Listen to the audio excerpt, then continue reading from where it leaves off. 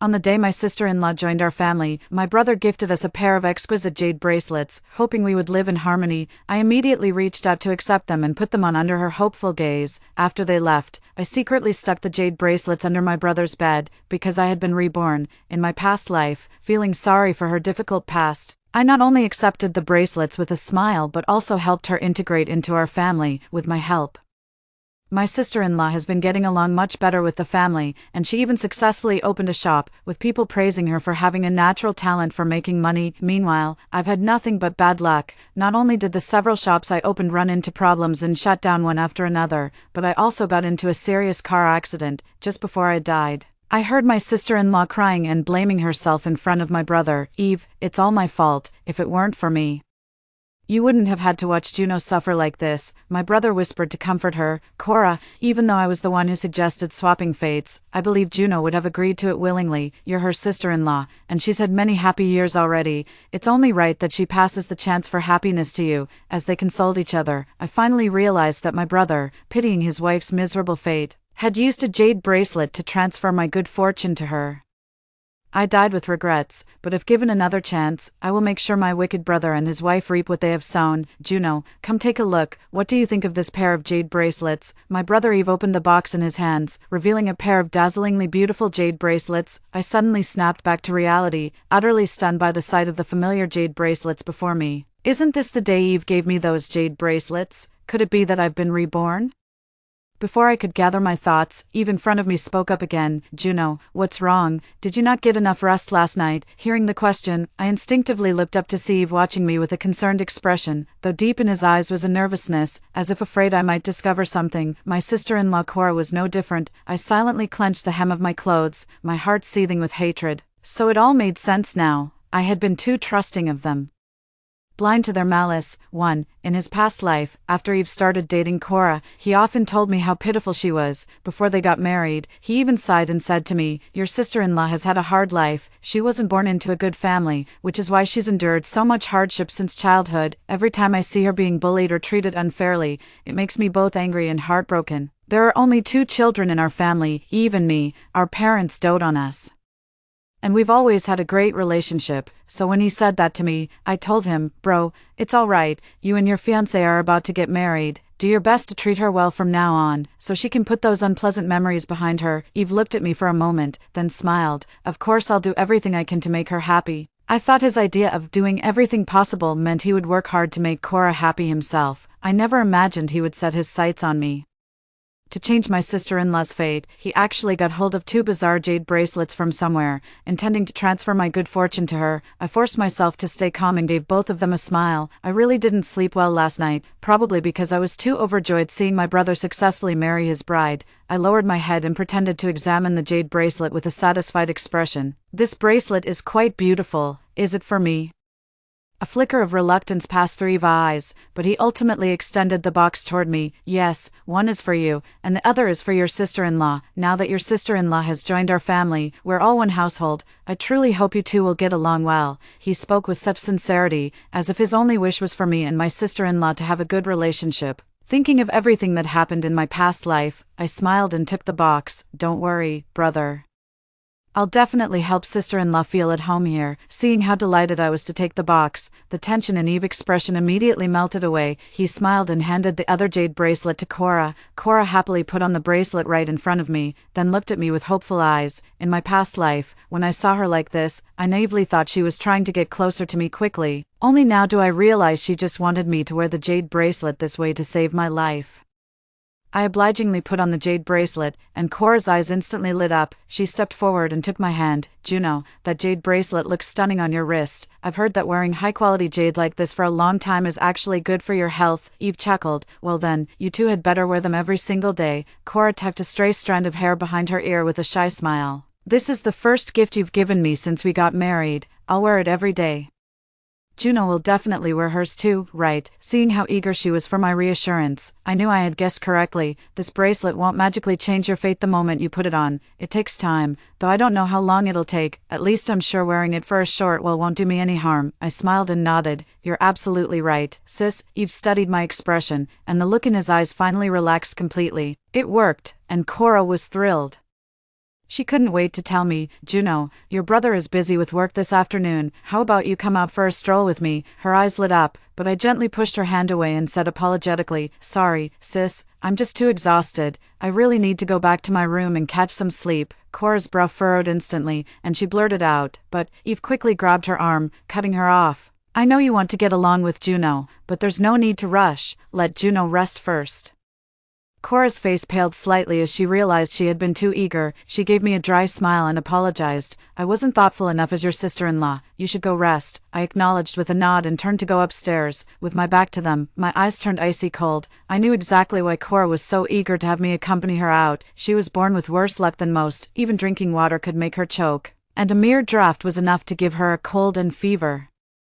Now that I'm wearing this jade bracelet, if I go out with her and run into danger, I'll be the one who ends up unlucky. I went back to my room, locked the door, and headed straight for the window. The window was slightly ajar, and if I listened carefully, I could make out the conversation between the two. "Darling, when will I finally get rid of this bad luck? If this streak of misfortune keeps following me, what about our future children?" Cora's voice was fragile and pitiful, trembling with emotion by the end. "Cora, don't talk like that. With me by your side, you'll always be safe and sound." When Juno was a child, her parents had a fortune teller read her fate. She was blessed with rare good fortune, both in wealth and health. "Listen to the master, keep wearing that jade bracelet, and her good fortune will become yours." Eve spoke with a pained tone, not hesitating for a moment as he said those words, as if it weren't his own sister whose fate was being traded away, even knowing he'd go to any lengths for my sister-in-law. My heart still ached in that moment. There were just two of us kids in the family, and we've been close since childhood. Whenever I got into trouble, Eve would always step up and take the blame, bearing the punishment alone. I'd always share any treats or fun things I had with him. I never imagined that the brother who was once so good to me would one day betray me for someone else. Slowly clenching my fist, I fought back the disgust and continued listening. Cora was deeply moved, even smiling through her tears. "Honey, the only luck I've had in this life was meeting you.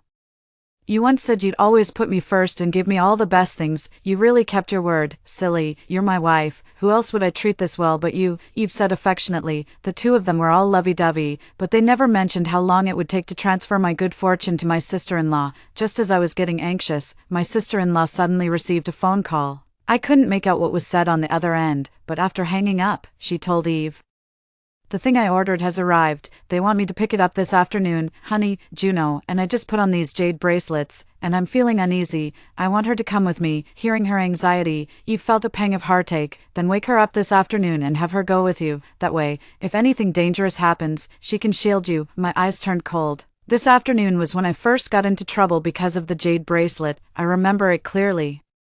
While accompanying my sister-in-law to pick something up, I was suddenly hit on the head by a vase and ended up in the hospital. After a moment of thoughtful silence with downcast eyes, I pretended not to have heard anything and agreed immediately when my sister-in-law came to my room that afternoon to ask me out. My sister-in-law was overjoyed, dressed herself up beautifully, and walked out arm in arm with me. "Juno, I'm sorry for dragging you out when you didn't get enough rest last night. Tell you what, pick out any bag you like later, and I'll buy it for you. After all, it's your brother who's footing the bill." Her smile was gentle, and my gaze lingered on her face for a couple of seconds. If I hadn't died once before, who would have guessed that beneath that gentle face lay a wicked soul? I chuckled softly and said, "All right, I've been running around working tirelessly these past couple of days. My sister-in-law better make it up to me on my brother's behalf." As soon as the words left my mouth, the gentle smile on my sister-in-law's face froze, her eyes filled with disbelief. Noticing her expression, I teased deliberately, "Sis, why that look? Don't tell me you're reluctant to see me go." "Ha, of course not, Juno. You've really been working hard these past couple days." My sister-in-law forced a smile. "Your brother's swamped with work. It's only right that I, as his wife, make it up to you." Though her words sounded gracious, her eyes were filled with unmistakable resentment. I know perfectly well she was just saying that offhand, not actually intending to spend any money on me. After all, ever since she started dating Eve, she hasn't paid for a single thing herself. Whenever she goes out with Eve, he covers all the expenses. When she's out shopping with me, I remember Eve's advice, never mention money in front of her and always pick up the tab. Whenever my sister-in-law felt bad about something, she'd always say she'd treat me to a meal next time to show her appreciation, too, but Eve often reminded me that she's not well off and doesn't have much money, so I should never let her pay when we go out, not even as a thank you. So every time she offered to treat me, I ended up paying anyway. Over the years, she got used to it and probably never expected me to actually take her up on her polite offer. Fighting back my disgust, I tightened my grip on her arm and pulled her toward the mall. My sister-in-law stiffened, pursed her lips, and swallowed her displeasure. I browsed the counters, pointed out several bags, and cheerfully asked her to pay. Seeing I was serious, a flash of anger crossed her eyes before she gritted her teeth and paid with my brother's credit card. I stood behind her with a smirk, my eyes dripping with sarcasm. In my past life, that couple milked me for all I was worth, even after I died.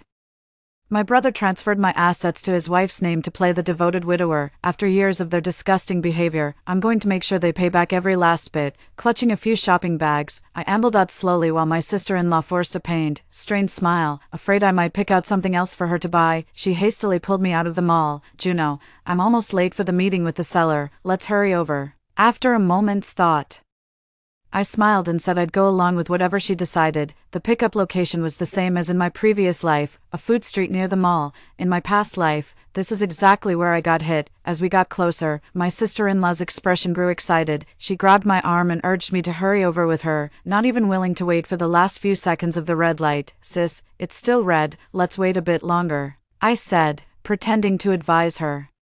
My sister-in-law looked across the road with hopeful eyes, answering without hesitation, "Don't worry, there's so little traffic on this road, nothing's going to happen." She pulled me along as she spoke, and her confident words sent an even deeper chill through me. In the past, whenever we went out together, she was always so careful, afraid of bumping into things or running into danger. Now that she's wearing the jade bracelet that stole my good fortune, she couldn't care less about what terrible fate awaits me after she swapped our destinies. A cold smirk twisted my lips as I glanced down at the translucent jade bracelet on my wrist, my eyes flashing with malice. "You can keep your rotten luck to yourself." Dragged forward by my sister-in-law, I had just reached the middle of the road when a car suddenly came speeding from nearby.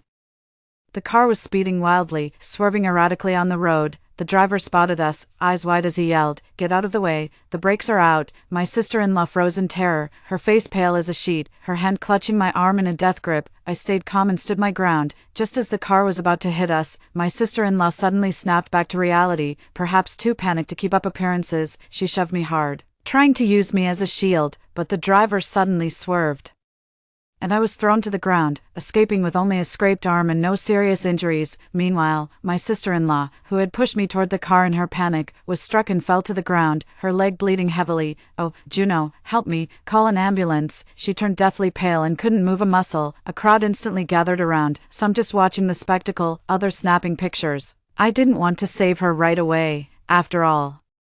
She's wicked and would gladly have let me take the fall. Sister-in-law, I pretended to be utterly stunned, taking several seconds to snap out of it before struggling to my feet and rushing over, frantically examining her wounds in a panic. "There's so much blood, what should we do?" My sister-in-law stared at the gash on her leg, her lips pale with anxiety as she scolded me urgently. "Are you stupid? I told you to call an ambulance right away."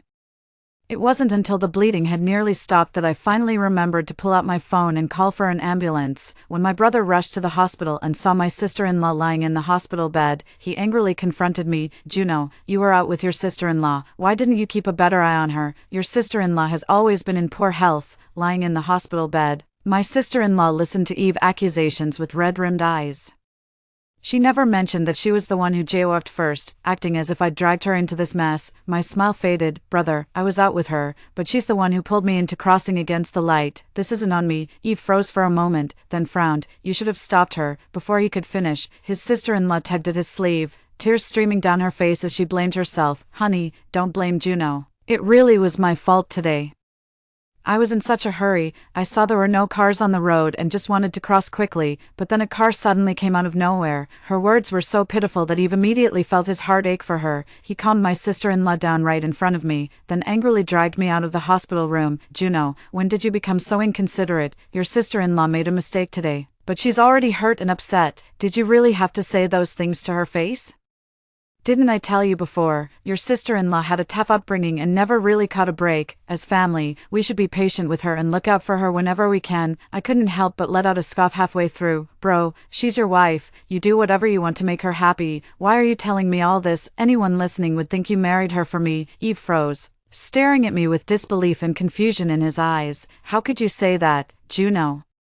You've been acting strange ever since I saw you. What's really going on?" His tone was puzzled, with a flicker of panic in his eyes as if afraid I might discover something. His gaze drifted to my wrist, and his expression softened slightly upon seeing the familiar jade bracelet. I sneered inwardly, my expression turning sour. "You'd better ask your wife yourself. I'm going to get some food." With that, I brushed past his shoulder and headed downstairs. 2 minutes later, I was back at the door of the hospital room. Eve frowned, asking his wife, "Honey, what's going on between you and Juno? She seems to have some issue with you." My sister-in-law hesitated for a long moment before admitting guilt. "I was so frantic at the time that I accidentally pushed Juno and nearly got her hit by a car. It's my fault." Eve breathed a sigh of relief. "I thought it was something serious. It was an accident. Why is she making a big deal out of it at her age?" In such a dangerous situation, he never once considered what could have happened when my sister-in-law pushed me. He just kept blaming me for making too much of it. I just checked. The jade bracelet on her wrist is perfectly intact. "Don't worry, it's only the first day, so the bracelet hasn't started working yet. The master said once she wears it for 7 full days, all her good fortune will transfer to you, honey. Just focus on recovering at the hospital these next couple days. Please don't go running around." After these brief reminders, the two quickly fell back into their affectionate, lovey-dovey behavior. I leaned against the wall and finally breathed a sigh of relief. The only reason I went on this risky outing with my sister-in-law today was to find out what the jade bracelet does. Now that I've got it figured out, there's no need for me to stick around the hospital taking care of her. Glancing down at the jade bracelet on my wrist, I pulled out my phone to text Eve that something came up at the shop, then turned and left. If this jade bracelet is truly that uncanny, capable of transferring good fortune to someone else in just 7 days, then let's transfer Eve good luck to my sister-in-law. They're a married couple, and Eve loves her deeply. He'd surely be willing to give his good fortune to her. I hurried home, and a clerk from the jewelry store under my name arrived promptly after receiving my message. "Here's the bracelet you asked for, ma'am. Please take a look. Free." I opened the box and examined it carefully. The jade bracelet in my hand glowed with an emerald sheen, strikingly similar to the one Eve had given me. At a glance, you'd never tell them apart. "This bracelet will do. I'll see that you get a raise. Remember, not a word to anyone about today." I smiled as I reminded him, and his eyes lit up instantly as he promised to keep his mouth shut. After he left, I finally took off the bracelet I'd scrounged up from the room and put on the one the employee had brought me. When I heard my sister-in-law wanted me to go out with her this morning, I immediately started rummaging through the house to find the bracelets I had stored away. After comparing them one by one, I actually found one that looked quite similar to the jade bracelet Eve had given me. If I hadn't swapped out the jade bracelet beforehand, I'd be the one lying in the hospital right now. I went back to my room, took out the jade bracelet Eve gave me, and without a second thought, went to my brother and sister-in-law's bedroom and firmly stuck it under my brother's bed. This morning I asked someone to consult a renowned master, who told me that objects used to steal someone's luck are inherently evil, and those who use them to harm others are downright malicious. If I want the person who harmed me to suffer the backlash, the best place to put it is somewhere close to them, where they come into contact with it every day. After giving it some thought, I realized there's no better spot than under the bed. In a past life, Eve even scheduled their honeymoon for the end of the year, all to help his sister-in-law shake off her bad luck as soon as possible. After I put on the jade bracelet, they kept finding excuses to make me go shopping with my sister-in-law, afraid they wouldn't be able to steal my good fortune. I remember they would be staying at home for the next half-month, just enough time to transfer his good luck to my sister-in-law. With a sarcastic curl of my lips, I walked out of the room. That night, Eve came back alone. When he saw me after entering the house, his eyes instinctively darted to my wrist. After confirming the jade bracelet was still there, she finally spoke to me with relief. "Juno, your sister-in-law told me what happened. She was wrong to push you, but she was just terrified and instinctively wanted someone to protect her. You know how it is, no one ever truly cared for her when she was young. She's always been timid and secretly yearns for someone to shield her when danger comes. Anyway, don't dwell on it. You weren't hurt, so let bygones be bygones." He brushed it off so casually, and I just snapped, "What do you mean? I wasn't hurt, Eve, so only your wife's life matters to you. My life means nothing, is that it?" I confronted him face to face, and Eve frowned, his tone dripping with impatience. "I'm just saying you weren't hurt, so you shouldn't hold a grudge against your sister-in-law. Why are you overthinking this?" He rubbed his temples and said with disappointment, "I thought as a woman, you'd understand how hard it's been for your sister-in-law, but you—" "Never mind, forget I said anything." I scrutinized his expression, searching for any hint of a flaw, but Eve played the part so convincingly. If I hadn't been betrayed and killed by them before, I would have taken his words to heart, doubting myself, and might even have gone to the hospital to extend an olive branch to my sister-in-law. I let out a mocking laugh. "Yeah, I've been blessed since birth, always getting everything I wanted, of course. I can't empathize with a sister-in-law who pushes her husband's sister into danger to save herself at a critical moment. Eve seemed taken aback by my words, a flicker of surprise in his eyes before anger slowly crept across his face. Juno, I've told you your sister-in-law didn't mean it. What will it take for you to let this go? Do you need her to get down on her knees and beg you for forgiveness? Seeing how furious he was, I didn't argue but simply reached to remove the jade bracelet from my wrist. No need for her to beg. I'm returning this bracelet to you. From now on, she and I are just strangers living under the same roof. No, don't take it off. Eve panicked, reaching out to stop me. I glared at him. Why are you stopping me? Eve's anger instantly subsided, and his attitude softened considerably. Juno, no matter how angry you are, you shouldn't take it out on the jewelry. It was really hard for me to get this pair of jade bracelets. They cost me this much. When I bought this, I was thinking about helping you and your sister-in-law get along. If you smash it in a fit of anger, how will you face her afterwards? He held up 7 fingers, and a cold smirk tugged at my lips. Spending 7 figures on a jade bracelet to trade for my good fortune. Brother, you must really adore your wife. I fought to suppress the rage boiling inside me and couldn't help wondering, what expression will Eve wear when he finds out I've swapped my luck with his beloved wife's? He must be thrilled. With that thought, I composed myself while maintaining a cold expression. What? You're okay with my sister-in-law using me as a scapegoat out of fear, but I can't smash a bracelet in a moment of anger. Eve's eyes darkened, his face grim, yet he forced a smile. Juno, that's not what I meant. It's just that your sister-in-law. He instinctively started to play the victim card for his wife, but quickly bit his tongue, probably recalling my earlier harsh tone. He gritted his teeth and forced himself to change tack mid-sentence. Your sister-in-law is still in the hospital. Once she's discharged, I'll make sure she gives you a proper apology. I neither agreed nor disagreed, just gave him a long, hard look before turning and heading upstairs. Eve ran his fingers through his hair in frustration. After sending a quick text to his wife, he headed upstairs to turn in early, wanting to be well rested to spend time with her the next day. After just 2 days of recovery at the hospital, my sister-in-law was discharged to continue resting at home. Lying in bed, she apologized to me with tears in her voice. Juno, I'm so sorry. I was wrong, and I apologize. Please don't be angry with me. Eve, with dark circles under his eyes, frowned and spoke up for his wife. Look, your sister-in-law has already apologized. Be the bigger person and let it go. I turned to see the exhaustion on his face and replied softly with a smile. All right, since she's apologized, let's just put this behind us. Eve visibly breathed a sigh of relief. My sister-in-law wiped away her tears, glanced at the jade bracelet on my wrist, and forced a smile. Juno, I knew you'd be the bigger person. I glanced down at my phone, my tone indifferent. Something came up at the shop. I should head over. After making an excuse to leave their bedroom, I didn't leave right away. Instead, I lingered by the door, listening carefully for any sounds inside. About 2 minutes later, the murmur of their conversation finally drifted out from the room. Judging by Juno's expression, it seems she still hasn't forgiven me, said the sister-in-law, her voice dripping with self-pity. Eve's tone was weary yet icy cold. Don't bother with her. Just make sure she says she forgives you and doesn't get any ideas about smashing the jade bracelet again. Darling, the master said that if she wears the jade bracelet for more than 3 days, it will lock onto her and gradually transfer her good fortune to us. Today marks the 3rd day. After today, your streak of bad luck will finally be over. He said this with a tone full of anticipation and joy. Eve was so focused on having my sister-in-law swap my good fortune that he didn't even notice the strange changes happening to himself. I sneered inwardly, tiptoed away, and waited to see what would become of Eve after his good luck was taken. I didn't have to wait long. The next day at dinner, Eve suddenly received a call saying a project he was responsible for had gone wrong, and he would be held fully accountable. Eve's face fell as he kept explaining over the phone, but it was no use. His sister-in-law looked worried.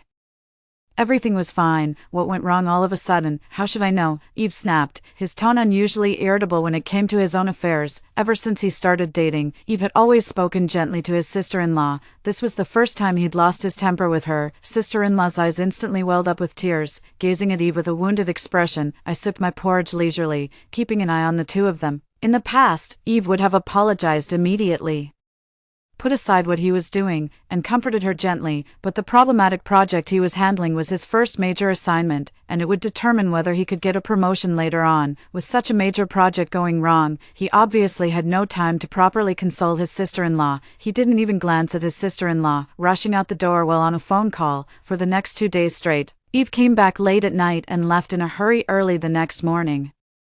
Despite all that, the major project still couldn't be saved. He came back looking utterly dejected, as if he'd lost all spirit. His wife approached him with concern. "Honey, what's wrong? You're scaring me. Say something." "Darling, my project is finished," Eve said with a vacant stare. His wife comforted him sympathetically. "It's okay, honey, this time was just bad luck. I know you'll succeed next time." She tried her best to comfort him, but Eve suddenly pushed her away as if provoked, shouting, "I've been keeping a close eye on this project every day, and it just had to go wrong these past 2 days. Did you pass your bad luck on to me?" His sister-in-law fell to the ground from the push, looking at him with a heartbroken and unfamiliar gaze. "Eve, how could you say that to me?" Her voice trembled, so heartbroken that she couldn't even bring herself to call him darling. I had been silently watching the drama unfold from the top of the stairs, but seeing this, I came down and scolded him disapprovingly. "Brother, your wife is just worried about you. How could you treat her like this?" Rubbing her reddened eyes, the wife looked at Eve through a veil of tears. Eve glanced at me, his eyes instinctively darting to my wrist. Seeing the jade bracelet still there, the irritation in his gaze noticeably subsided. He composed himself, reached out to help my sister-in-law up from the floor, and whispered soothingly, "I'm sorry, honey. I shouldn't have taken it out on you." She wasn't angry with him at all, wiping away her tears before embracing him with the devoted look of a doting wife who'd forgive him anything.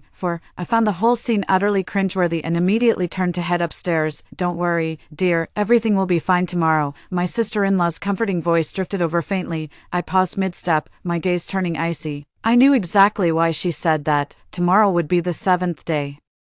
After tonight, the life exchange ritual would be complete. The moment I woke up early this morning, my sister-in-law was already urging me to hurry up and get ready. "Juno, you've been running around handling things for me and your brother lately. You haven't had a chance to relax in ages. How about we go camping together today?" I stared at her quietly and asked casually, "My brother just ran into some trouble at work. Is it really the right time for him to take leave?"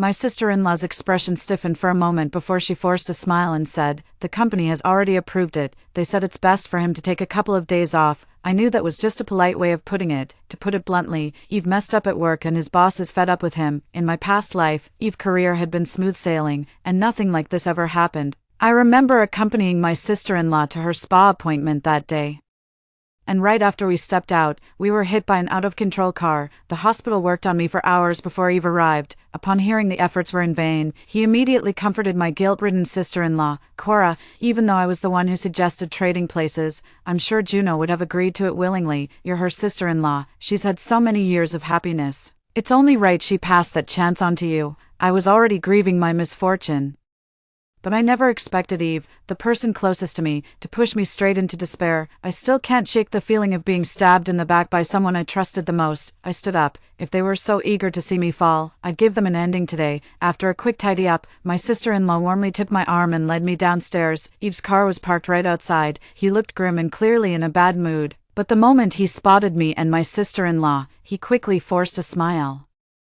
"Hurry up and get in, or we'll hit traffic soon." My sister-in-law got into the passenger seat with a smile, while I opened the back door and climbed in. I stayed quiet the whole ride, keeping my head down as I texted the store employees to handle a few things. Eve glanced at me through the rearview mirror, his brow furrowed, and suddenly spoke up. "Juno, do you remember how good Mom and Dad were to you when they were around?" I keenly sensed the malice in his tone, looked up calmly, and remained silent. Eve had dark circles under his eyes and looked utterly exhausted. Without waiting for my response, he continued speaking. "They'd slip you pocket money on the sly, brag about your achievements on social media when you won awards, and even accompanied you to your college campus together. I know they treat you so well because you're exceptional. Not only were you a top student since childhood, but you got into a university I could never measure up to. Even though I'm your older brother, I can't help but feel jealous sometimes." As he finished speaking, the envy in his eyes was no longer concealed. My sister-in-law looked at him with concern, showing no surprise at all, as if she had known all along. My gaze remained calm. Ever since my rebirth, I had considered many possibilities. Perhaps the idea of swapping fates was my sister-in-law's suggestion, and Eve harmed me for her sake.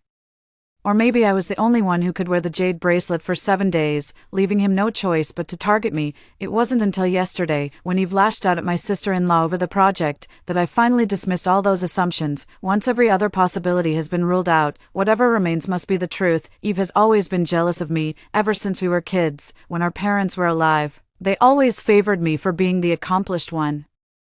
After our parents passed away, the inheritance was split equally between us, half for each. I used my share to start a successful business and open several stores, while Eve lost all his money and only managed to keep our parents' villa with my help. I thought we were each other's only family and should support one another through tough times. But he always resented that I was doing better than him. He even went as far as trying to kill me. After a long silence, I said calmly, "So you were jealous enough to want me dead, is that it?" My reaction was unnervingly composed as I reached up and removed the jade bracelet. A flicker of surprise crossed Eve's eyes, followed by a twisted yet triumphant expression. "Since you've figured it out, yes. Only with you gone can I finally hold my head up high, Juno, don't worry. I'll come visit you every year." At that moment on the highway, an out-of-control car came speeding straight toward us from the opposite lane. The two vehicles collided. My pupils contracted in shock as our car spun several times before slamming into the guardrail. When the dizziness faded, I immediately checked myself for injuries. Miraculously, I was completely unharmed. Eve, the driver, wasn't so lucky. His face was covered in blood as he muttered in disbelief. "How could this happen?" The master clearly said. He trailed off, glancing at my sister-in-law who had only minor scratches, then at me, finally understanding. "So you knew all along. With all the bad luck I've had lately, the other jade bracelet is in my bedroom, isn't it?" His voice was weak, and he was on the verge of passing out from severe blood loss. I let out a soft chuckle. "You don't expect me to just sit here and wait to die, do you?" With that, I made a move to get out of the car. Life swapping is dark magic to begin with. Whoever has their good fortune stolen will suffer 10 or even 100 times the misfortune in a short span of time. I'd better get off and keep my distance now. Eve clearly knew it too, his eyes darkening as he gritted his teeth and called out to me, "Take your sister-in-law with you." It was my idea, but I wanted no part of either of them, one a relative who stabbed me in the back, the other a beneficiary of the scheme. Taking her along would do me no good and only leave a bad taste in my mouth. I got out of the car without hesitation and left, leaving behind one final remark. "Eve, you brought this on yourself by stirring up trouble instead of enjoying the good life. You'll have to face the consequences alone." My parents' favoritism toward me wasn't something I had control over. I worked hard to get into college, start my own business, and climb my way up step by step, and there's nothing wrong with that. I gave my all for my own future, and for Eve, I willingly shared my allowance from my parents with him, and when I noticed his startup was heading in the wrong direction, I advised and supported him. I did everything I could for him. "Honey, don't scare me like this. Open your eyes and look at me. I'll be with you. I'll always be with you." My sister-in-law's cries echoed in the distance as I had already walked far away. The car suddenly burst into flames, and minutes later, an ambulance arrived.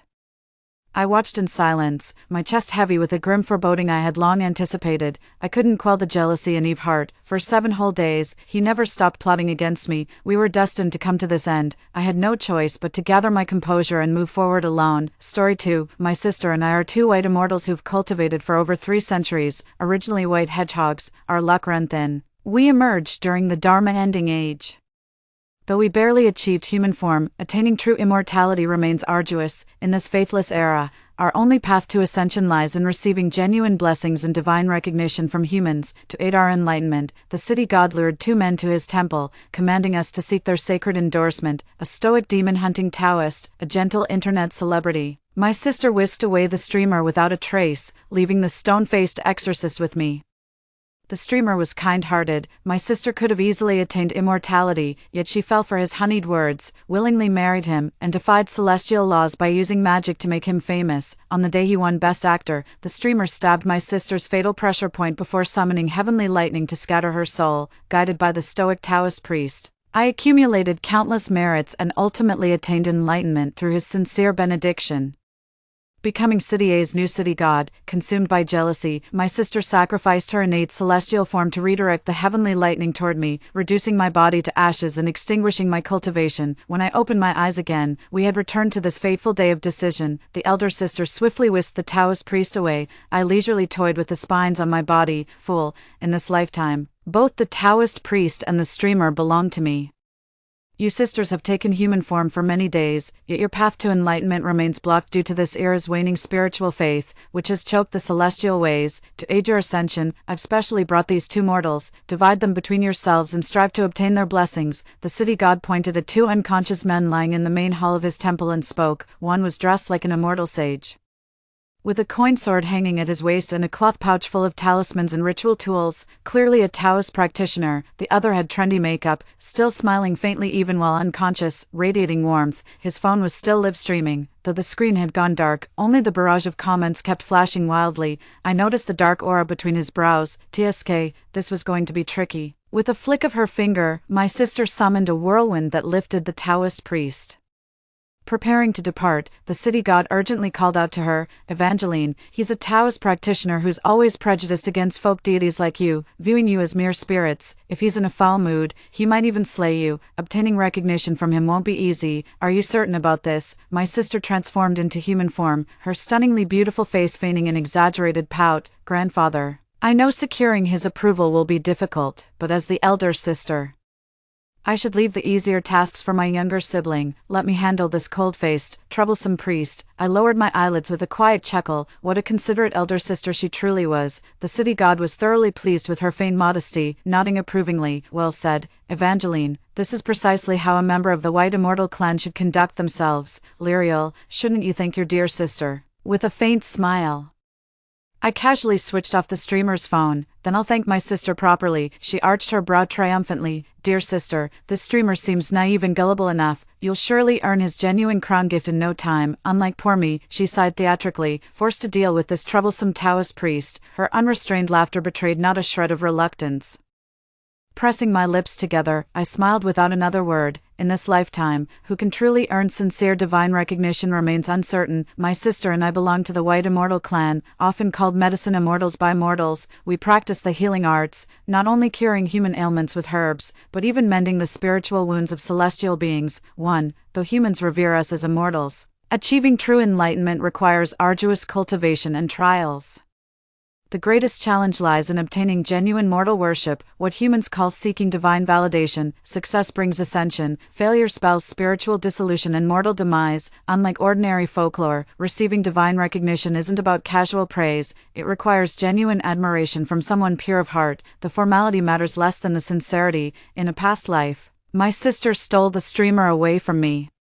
The streamer's youthful cheerfulness made him receptive to supernatural matters, and his naive kindness made him laughably easy to deceive. When the streamer got lost in the mountain forest, my sister appeared in ethereal splendor to rescue him. The streamer fell head over heels for the older sister at first sight. 3 days after descending the mountain, he tracked down her hillside and, declaring he'd repay her life-saving kindness by devoting himself to her, she kept him on to co-manage the inn. Within just half a year, the place went viral online while their relationship grew increasingly inseparable. The sister gave her heart freely, though the streamer hadn't yet offered his in return. Despite chronic illness, the streamer stubbornly clung to his dream of becoming an award-winning actor. To save him, the fox spirit sister sacrificed a century's worth of cultivated power. Later, to fulfill the streamer's dream of becoming an award-winning actor, she secretly used her magic against the city god's decree to alter fate, forcibly propelling him to stardom. No sooner had she endured heavenly punishment for losing her century's cultivation, the streamer plunged a dagger into her unprotected vital spot and brutally extracted her inner core.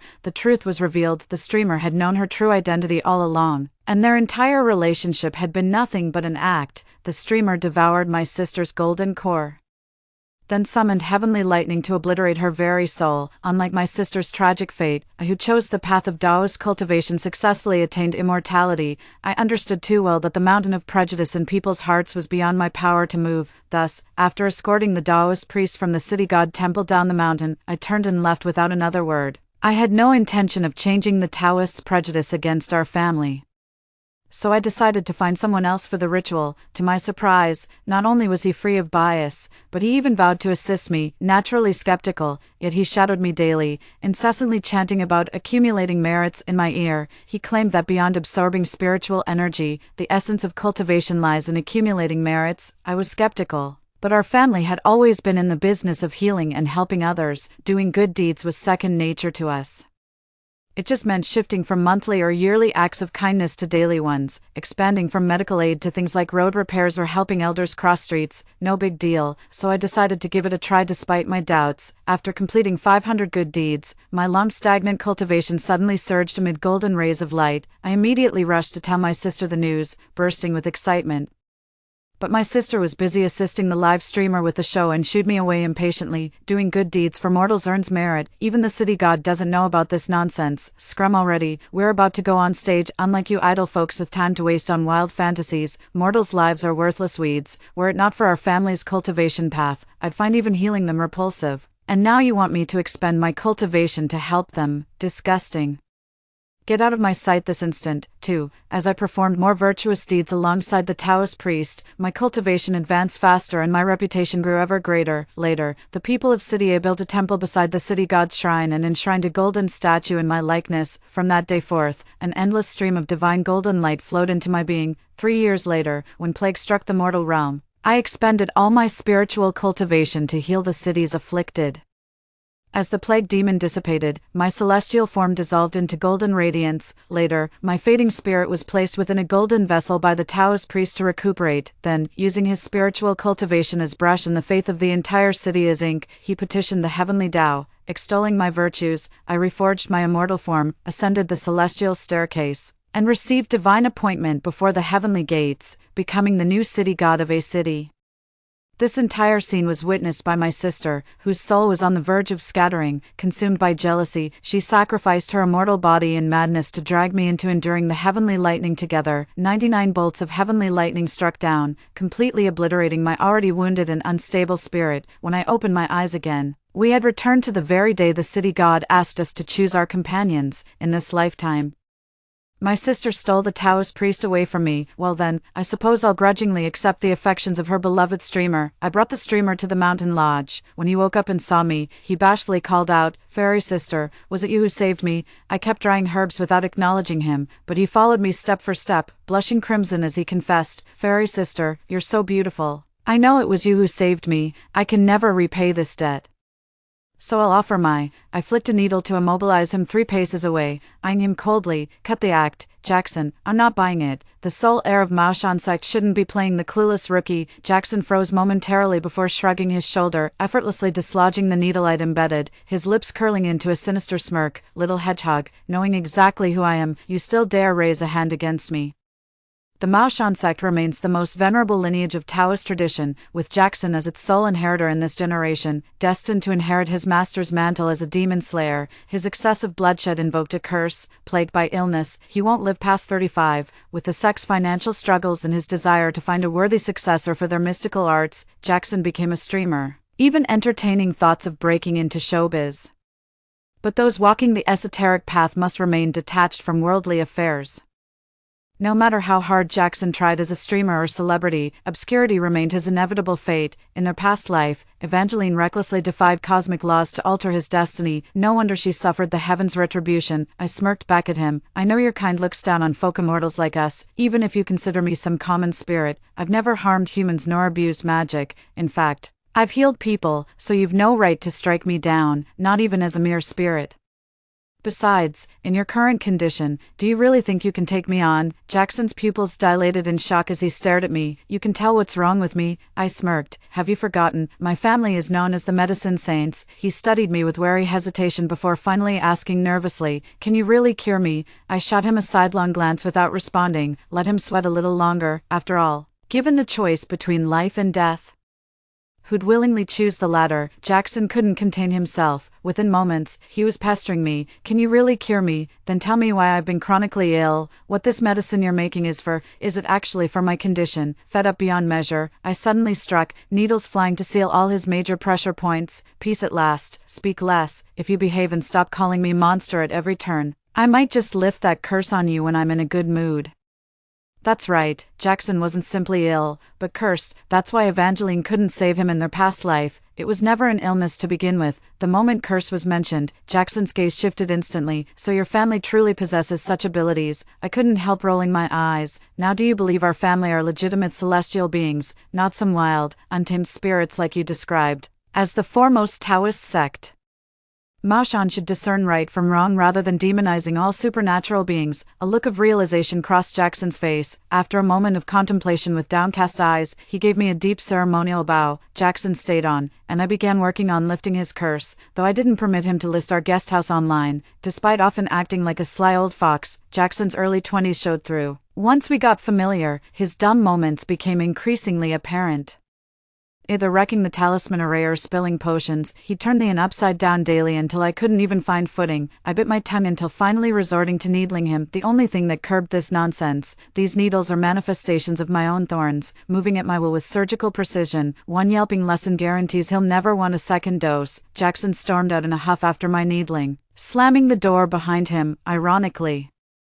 I'm the only one in this world who could save him, yet within half a day, he came back whistling like nothing happened. Though I'm not the sole savior, there's another, the stoic Taoist Eldrick, who could rescue him too. The curse-breaking method was something he taught me in our past life, but in this lifetime, it's my sister who receives his devoted guidance and patient companionship. The Taoist treated my sister just as he had me in our past lives, patiently guiding her to accumulate merit through good deeds. Word has it that a living bodhisattva recently appeared in City A. She opened a traditional Chinese medicine clinic offering free acupuncture and herbal treatments to all patients. Rumor has it some foolish hoodlums and bullying servants, dazzled by her celestial beauty and extraordinary medical skills, dared to scheme against her. After being thoroughly disciplined by the Taoist accompanying her, they never dared show their faces again.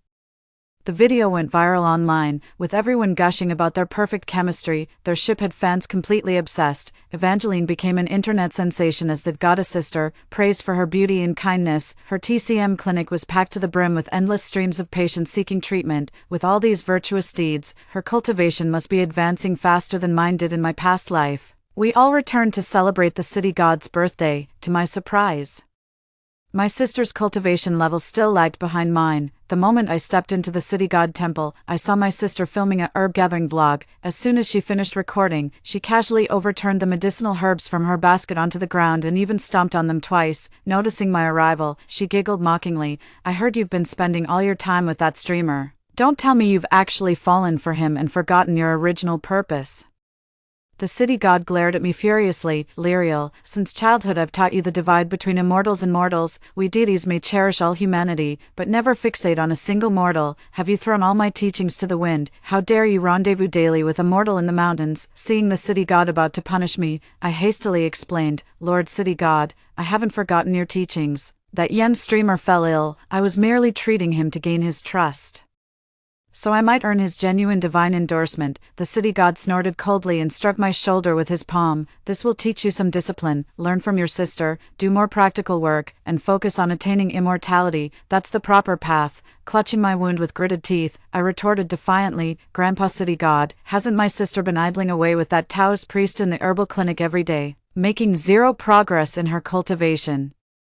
Why punish only me and not her?" Before the city god could respond, my sister cut in with a mocking smile. "Don't slander me, little sister. Running the herbal clinic with the priest isn't idle frolicking. I've already extracted the secret to immortality from him. Soon enough, I'll ascend and share Grandpa's burdens." Stroking his beard in approval, the city god chuckled. "Excellent. I always knew Evangeline was the clever one.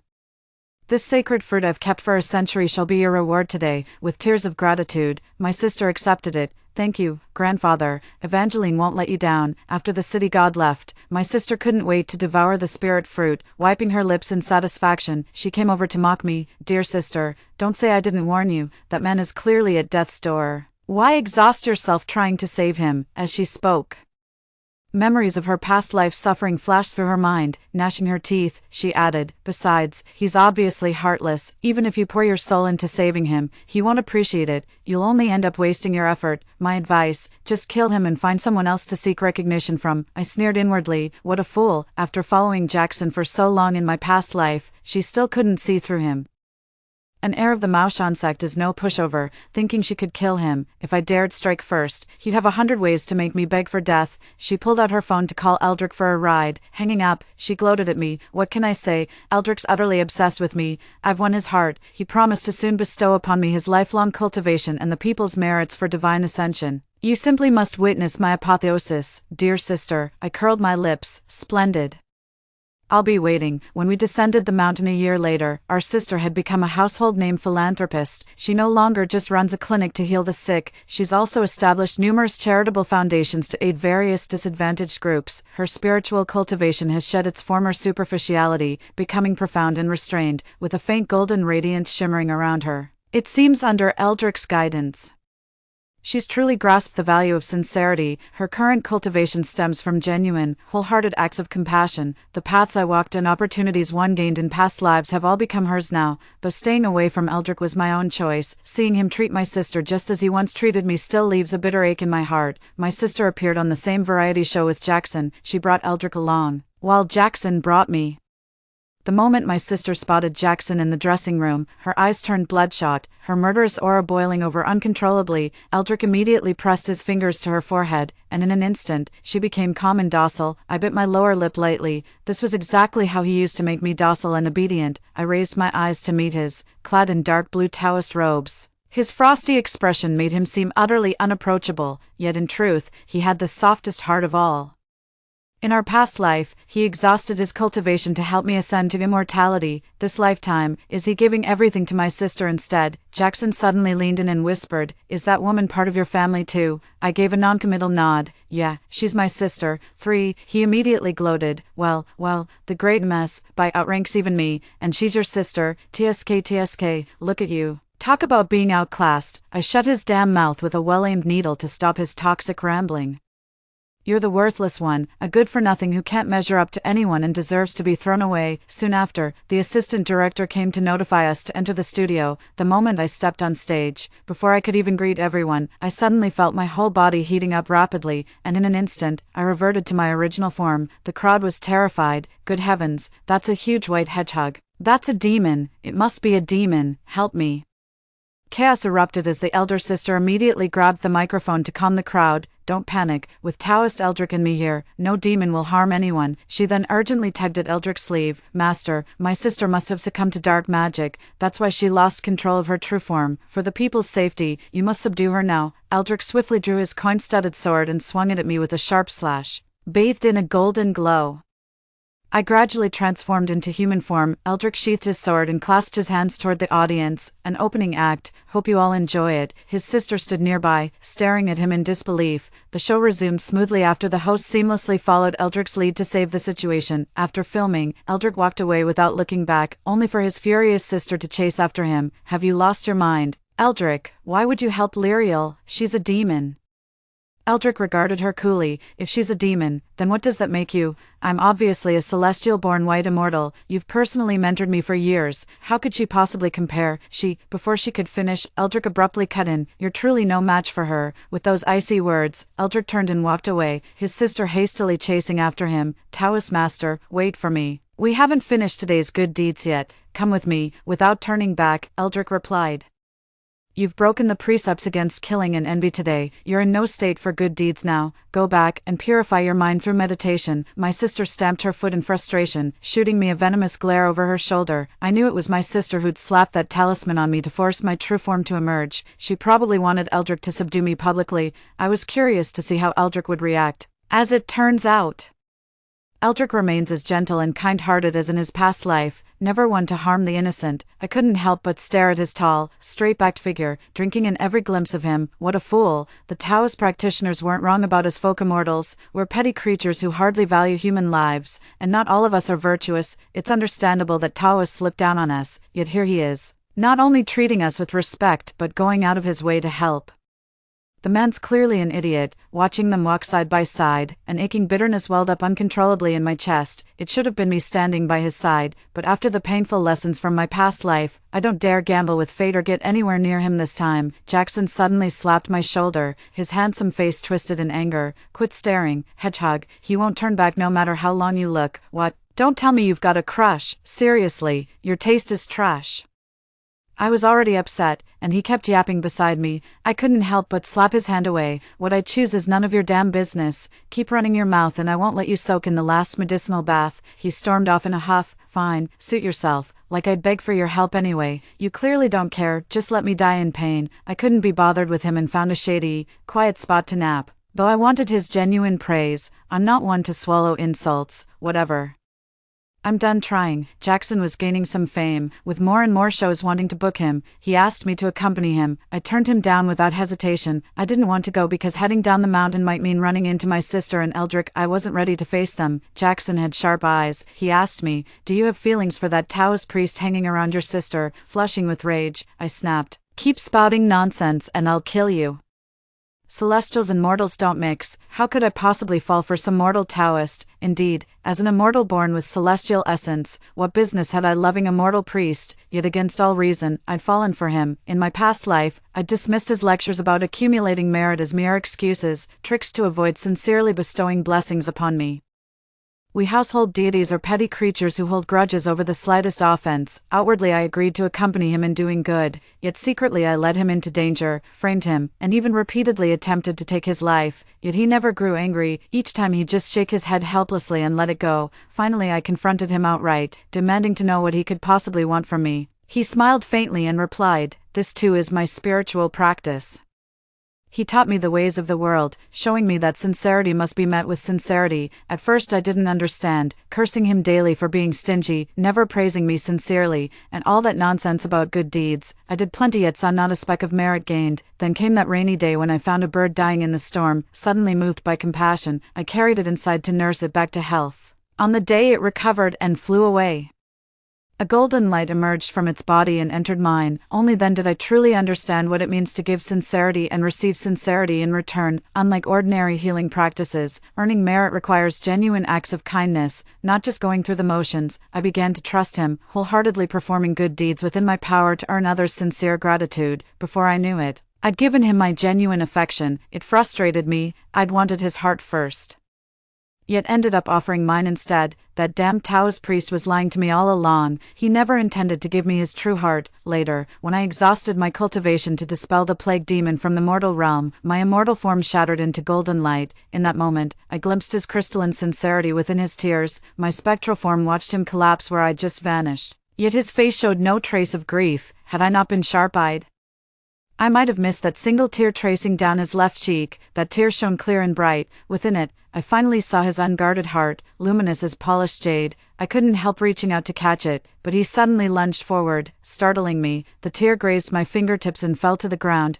I stared at him in disbelief. "Eldrick, can you see me?" "Lyriel, is that you?" Our voices rang out simultaneously.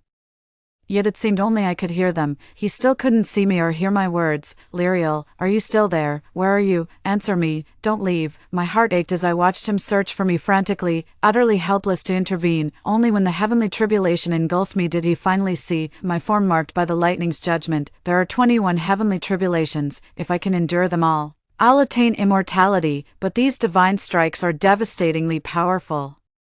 Even at my peak, I'd struggled to survive them, let alone now, with my immortal form shattered and only my spirit remaining. In my current spectral state, forget enduring 21 strikes. A single thunderbolt would scatter my soul to the winds, for it was Eldrick who charged through the celestial storm's fury, shielding me beneath him and enduring all 21 tribulations in my stead. Eldrick was merely mortal. Though cultivated, he couldn't withstand so many heavenly strikes. Worse still, these weren't even his own tribulation lightning. By defying the heavens to bear my calamity, he'd amplified the thunder's fury. After the tribulation, divine rain fell. Within its blessing, I reforged my immortal form, but the sacred downpour couldn't save Eldrick. Charred and broken, he collapsed upon the earth. With his last breath, he forced himself upright. A palm struck his chest, drawing heart's blood as he spent his final cultivation to forge a spirit brush, using the city's collective faith as ink, to bestow upon me a celestial title, Lyriel, whose virtue blooms like orchids and compassion shines as light, delivers salvation to the suffering with boundless mercy that blesses all living beings, revered by multitudes and praised by common folk. The Taoist Eldrick pleads her case before the heavenly Tao, beseeching divine judgment to grant her the celestial ascension. I watched Eldrick, tears streaming down his face as he petitioned the heavenly Tao. Earning his genuine acclaim had been my lifelong pursuit, yet now that I've attained it, I feel no joy, only profound sorrow. I fought desperately to stop him but couldn't reach him. Not until his glowing petition soared skyward did he collapse, utterly spent. I cradled him in my arms, desperately channeling magic to save him. Yet no matter how much energy I poured in, it was futile.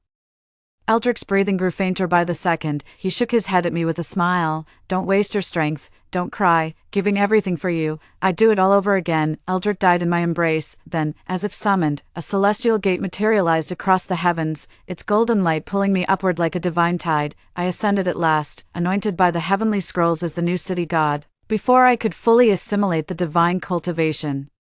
While preparing to bury Eldric before returning to the city god temple for refinement, my sister summoned heavenly lightning that scattered my soul to the winds. Eldric's body was left abandoned in the wilderness in the end. Failing to give him proper burial remains my eternal regret across lifetimes. In this life, I'm determined to alter his fate, so when my sister chose him, I didn't stand in their way. In this lifetime, I won't burden him anymore. I'll attain enlightenment through my own efforts. As for him, he deserves a bright and glorious future. Jackson sneered a warning at me. Little hedgehog, remember your place. There can never be anything between you two. Blinded by rage, I lashed out. What's it to you? If things won't work out with him, then with who? With you. I expected him to mock my wishful thinking. To my surprise, he froze momentarily before flushing crimson, fumbling awkwardly and stumbling over his words. You little porcupine, spouting nonsense. We could never possibly work out. Rolling my eyes, I jabbed his mute pressure point with a needle. You, what's with the stuttering? Pipe dream, ha. After dropping my sarcastic bomb, I turned on my heel, leaving him stomping in rage. Petty little hedgehog, just you wait. Once this curse lifts, I'll slaughter you one day. Waving backward without looking, waiting for you. The moment I stepped out of the guest house, I ran into my sister who'd specially come up the mountain. She smirked triumphantly. Oh, having a lover's quarrel. Let me tell you, little sister, when begging favors, you ought to show proper humility. Since you're asking for his blessing, you'd better lower that pride of yours. With that attitude, you'll never attain enlightenment. Save your concern, elder sister. If you wish to kill him, just try it. No need for these clumsy attempts to sound me out. The elder sister reigned in her murderous aura. Forcing a strained smile. What nonsense, dear sister, why would I harm someone I've no quarrel with? Besides, Master Eldric warned me, ascension is within my grasp. I shan't break the precept against killing at this crucial juncture. Master Eldric says my merits will culminate within 3 days at most. When I achieve immortality, you simply must come celebrate with me. My gaze swept over her form. Though bathed in radiant golden light, it carried an unstable aura. I'll be watching when she faces the heavenly tribulation, but in this lifetime, I won't let Eldric shoulder anyone's lightning tribulation again. At midnight 3 days later, City A witnessed the rare spectacle of simultaneous sun and moon, with flowers blooming wildly and beasts singing in unison. Crowds poured into the streets to witness this once-in-a-century marvel, murmuring about impending extraordinary events. The heavenly tribulation loomed over my sister's clinic.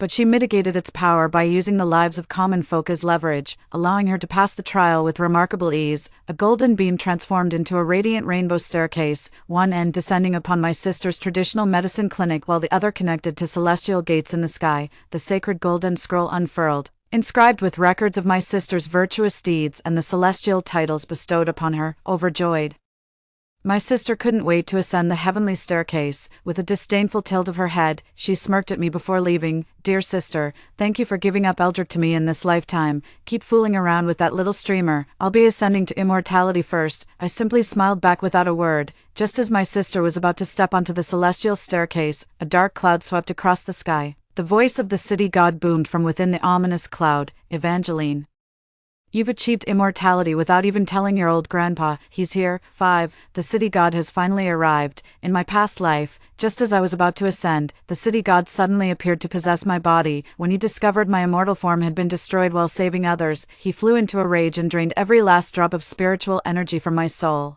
Only then did I realize his divine power had been decaying from lack of worship, bringing him to the brink of dissipation.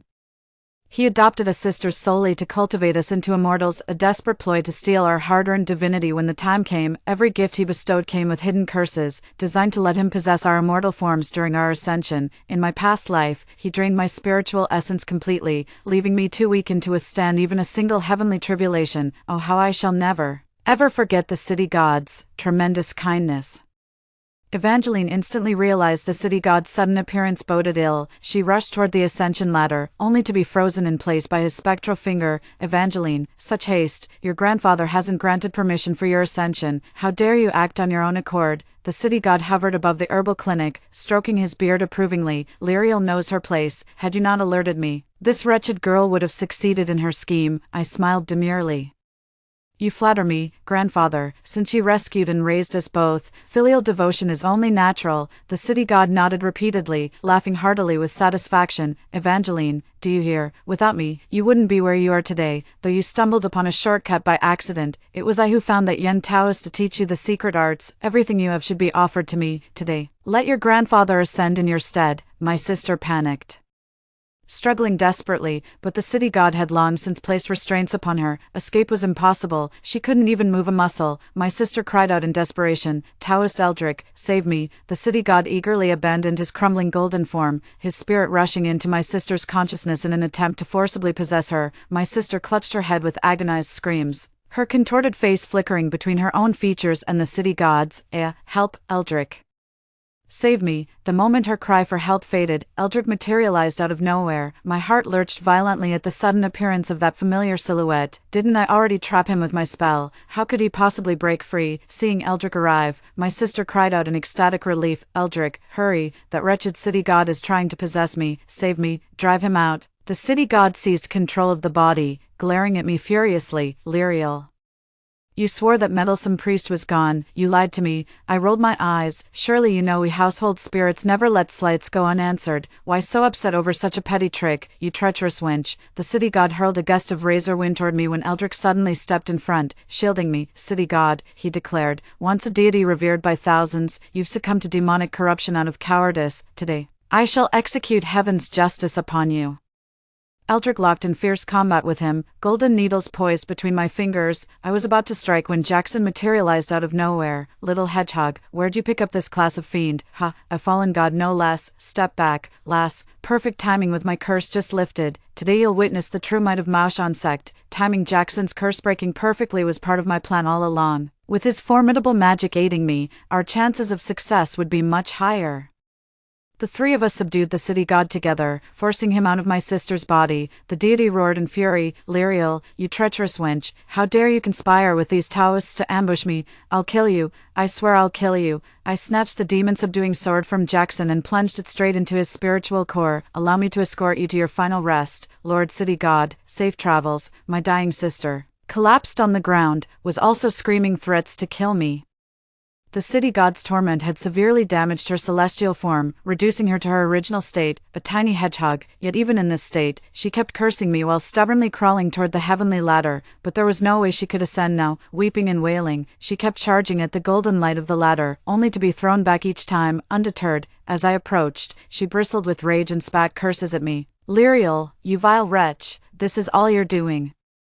May you die a wretched death, a wretched death. I chuckled mockingly. Dearest sister, I've harmed no one. See, even the two priests haven't lifted a finger against me. How could I possibly come to ruin? Unlike you, tch. Now there's someone truly headed for a miserable end. My sister strained to look up, only to see Jackson and Eldrick standing behind me, their protective stance making it clear they'd sooner defend me than raise a hand against me. Choking with fury, my sister spat blood, her entire body trembling. Lyriel, she seethed, I curse you to die in agony in this life. Once again, she chose to perish together with me, but in this life, I refuse to be a lamb for slaughter. As I summoned my magic to defend myself, Jackson and Eldrick moved faster to shield me, yet a golden light outpaced us all. The heavenly scroll, the scroll hovered above me, its radiant glow not only deflecting my sister's curse but hurling it back at her, and just like that, my sister met her tragic end. Not even a wisp of her soul remained, utterly annihilated. A gentle breeze swept through, carrying away her last traces until nothing remained. The celestial scroll of providence slowly rotated, revealing the records of my merits and blessings across past and present lives. At its conclusion lay the divine decree appointing me as the city god. I stood thunderstruck. My immortal ties from past lives hadn't been severed after all, but had followed me into this rebirth. The celestial scroll whirled faster now, its golden radiance enveloping me as it subtly guided my steps toward the stairway to heaven. Attaining immortality has been my lifelong pursuit and ultimate aspiration.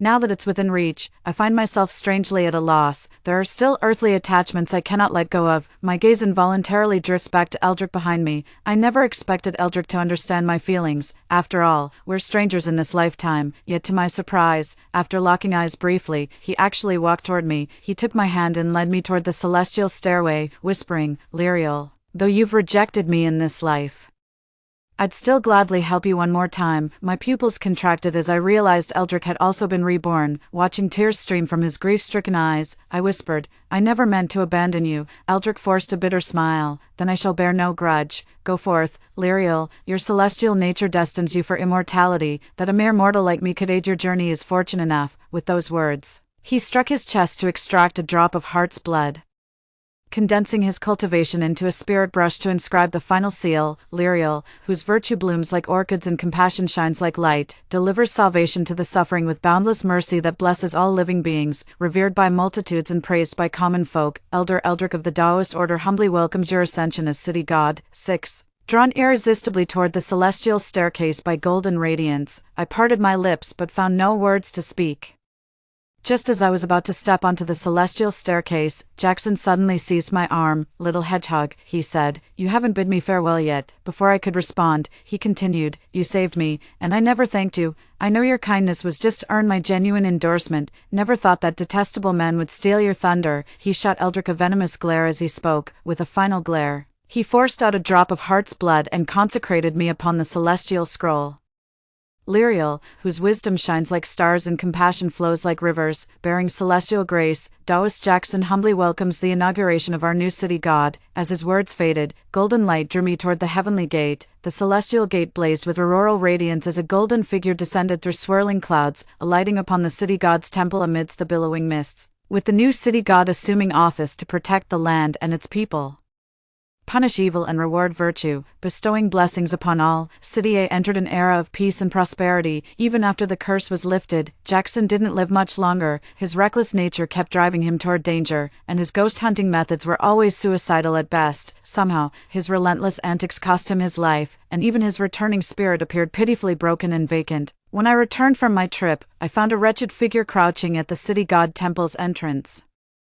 At first glance, I mistook it for some stray ghost, until I looked closer and realized it was Jackson. Jackson, damn, you really went out hard. Tisk tsk, these spiritual scars show you suffered in human torment before death. What unspeakable evil did you commit to deserve such a wretched end? Jackson stared at me blankly. You know me. I don't remember anything. Who are you, and who am I? Only then did I notice his fragmented soul, pressing my finger to his third eye to glimpse his past.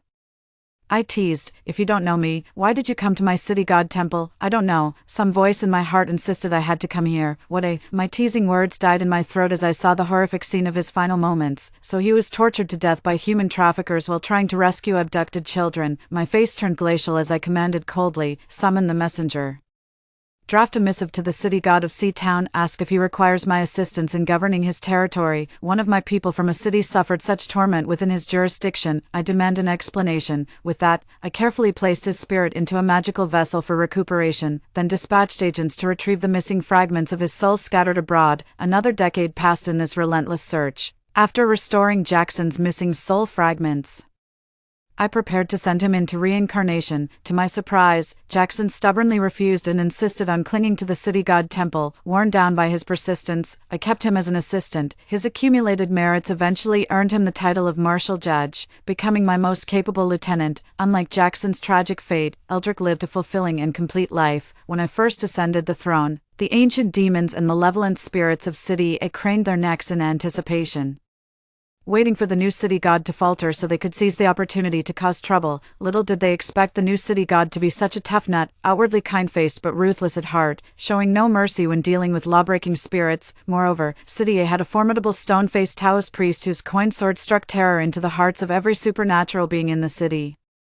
The great demon clans had all either relocated or gone into hibernation, best to lay low and bide our time rather than provoke trouble, yet the Taoist priest stayed. With time on his hands, he even established a sect near the city god temple outside the city walls, patiently training a group of spiritually gifted disciples. The sect was named the City Guard Pavilion, symbolizing its protective purpose. A young disciple asked in confusion, Master, if the city god is so mighty, why would he need our protection? Patting his young disciple's head, Eldrick replied, the city god is indeed more powerful than us. This guard duty isn't just about protection, it's also about standing sentry at the gates. Since Her Excellency has countless responsibilities, let's not trouble her with trivial matters we can handle ourselves. Eldrick kept vigil at the city guard pavilion for 50 years, assisting me with tens of thousands of affairs until his peaceful passing in sleep, when his soul departed the mortal shell. His entire being blazed with such radiant golden virtue that it dazzled the eyes. The celestial scroll reappeared to confer upon him the title of minor earth deity, yet he declined the honor. He said, "The city god still needs a civil magistrate under his command." Jackson volunteers himself. "May the city god in heavens will grant this request." Before heavens will could respond, Jackson jumped in impatiently. Wishful thinking. A mere mortal like you dares aspire to stay by the city god's side and covet the civil magistrate position. Keep dreaming. Eldrick gave him a cool glance. You were once a mere mortal too. Jackson immediately fell silent. I remained silent, for I knew heavens will would prevail, yet now I bitterly regret not speaking up to refuse when I had the chance. Had I refused then, the heartache would have been temporary, far better than this present torment that keeps me from even returning to the city god's temple. Jackson and Eldrick couldn't stand each other in life, and death hasn't improved matters. They're still locked in endless rivalry. If Jackson brings me tea, Eldrick will inevitably fetch me water. When Jackson treats me to dinner, Eldrick makes sure to drape a coat over my shoulders. And if Eldrick asks me to accompany him to the underworld, Jackson just gazes at me with tearful eyes. Lyriel, go with him, I'll be fine. Just a bit of spiritual instability again, I can handle it. Perched on the highest rooftop in City A, I gloomily downed a shot of hard liquor. When will this endless drama ever stop? Before I could wallow further, Jackson materialized behind me. Lyriel, drinking alone is no fun. I stir-fried your favorite spicy peanuts. Come on, let's share a drink. Eldrick teleported in right after. What's your game, Jackson? Lyriel swore off peanuts ages ago. How dare you tempt her? Lyriel, ignore him. Look, I made you osmanthus cake instead. You're the one with ulterior motives. Didn't you know Lyriel complained about toothache the day before yesterday? The guilty party knows who they are. I found a miracle cure yesterday. Lyriel's tooth hasn't bothered her since. She told me herself she's got a sweet tooth. What's the matter? Didn't she tell you? Jealous much? 8. Ridiculous. As if I'd be jealous.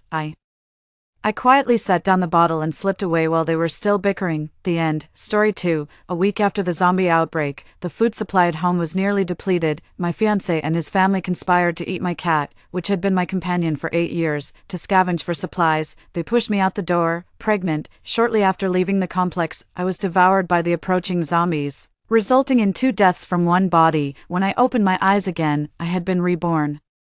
I found myself back a month before the zombie outbreak. Pain, an excruciating, all-encompassing pain engulfed me. Opening my eyes, I noticed that the back of my head and the pillow were damp. Brushing it with my hand, I realized I was crying. Picking up my phone, I saw the date, April 8th. I remembered that in my previous life, the zombies had appeared on May 8th. I was reborn, a month before the outbreak. Sitting up, I looked at the pregnancy test and the ultrasound report on the nightstand. The test showed 2 lines. I was 1 month pregnant. If I remembered correctly, today was supposed to be the day I discussed marriage with Charles's family, at 11 a.m. Just like before, Charles's call came through on time. After letting it ring for a while, I finally answered. Charles sounded impatient on the other end, a normal reaction since I used to answer his calls immediately. Ella, have you arrived yet? Remember to bring some expensive gifts. It will help me persuade my parents. And it'll be a good chance for you to make an impression, so my mom agrees to let me marry you. Okay, I know. I replied indifferently and hung up. Touching my stomach, I felt the new life growing inside. I was an orphan and now pregnant out of wedlock. In my previous life, I was completely at the mercy of Charles's family. I had lowered my own worth, didn't ask for a dowry, had no wedding banquet, and just registered our marriage, essentially a bare-bones wedding. I even put Charles's name on the house I bought. I paid the down payment, but the title was in both our names. He said he would handle the mortgage, yet I was the one making the payments every month. It was this very apartment, a 3-bedroom living space that had only been renovated half a year ago and was still lacking in furniture. After we registered our marriage, Charles's whole family moved in, including his sister and brother-in-law. I was a web novel author, stuck at home taking care of his entire family while trying to write and earn enough to pay the mortgage. After the zombie outbreak, our food lasted only a week. Charles's family tied me up and killed my cat in front of me. After eating my cat, they pushed me, 2 months pregnant, out the door to look for supplies. To this day, I still remember their faces. Baby, mommy can't keep you, I whispered as I stroked my belly, feeling a pang of guilt, but there was no other way.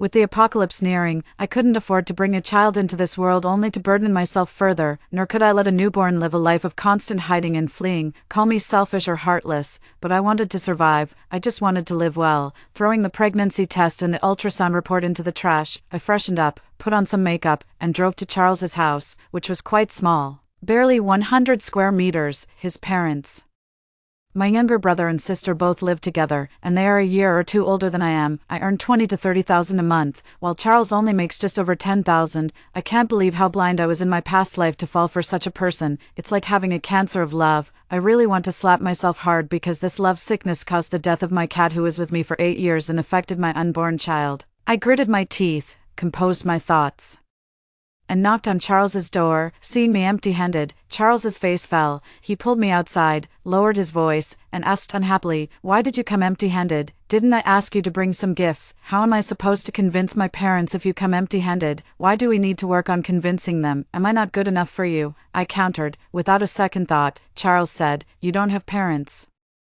You wouldn't understand. Hearing this, my breath hitched. When he was pursuing me, he said that since I had no parents, he would love me well. Now, that fact has become his best weapon to hurt me. Seeing my displeased expression, Charles immediately changed the topic. He said somewhat helplessly, "Let's just go inside." I followed Charles inside, where his sister Chloe and his brother Daniel were sitting on the couch playing with their phones, not even bothering to look up. My future mother-in-law, Hannah, was sitting in the middle of the couch, and the coffee table was bare. I glanced at the wall clock. It was lunchtime, but they hadn't prepared any food. His father, David, was sitting nearby reading the newspaper, not even giving me a glance.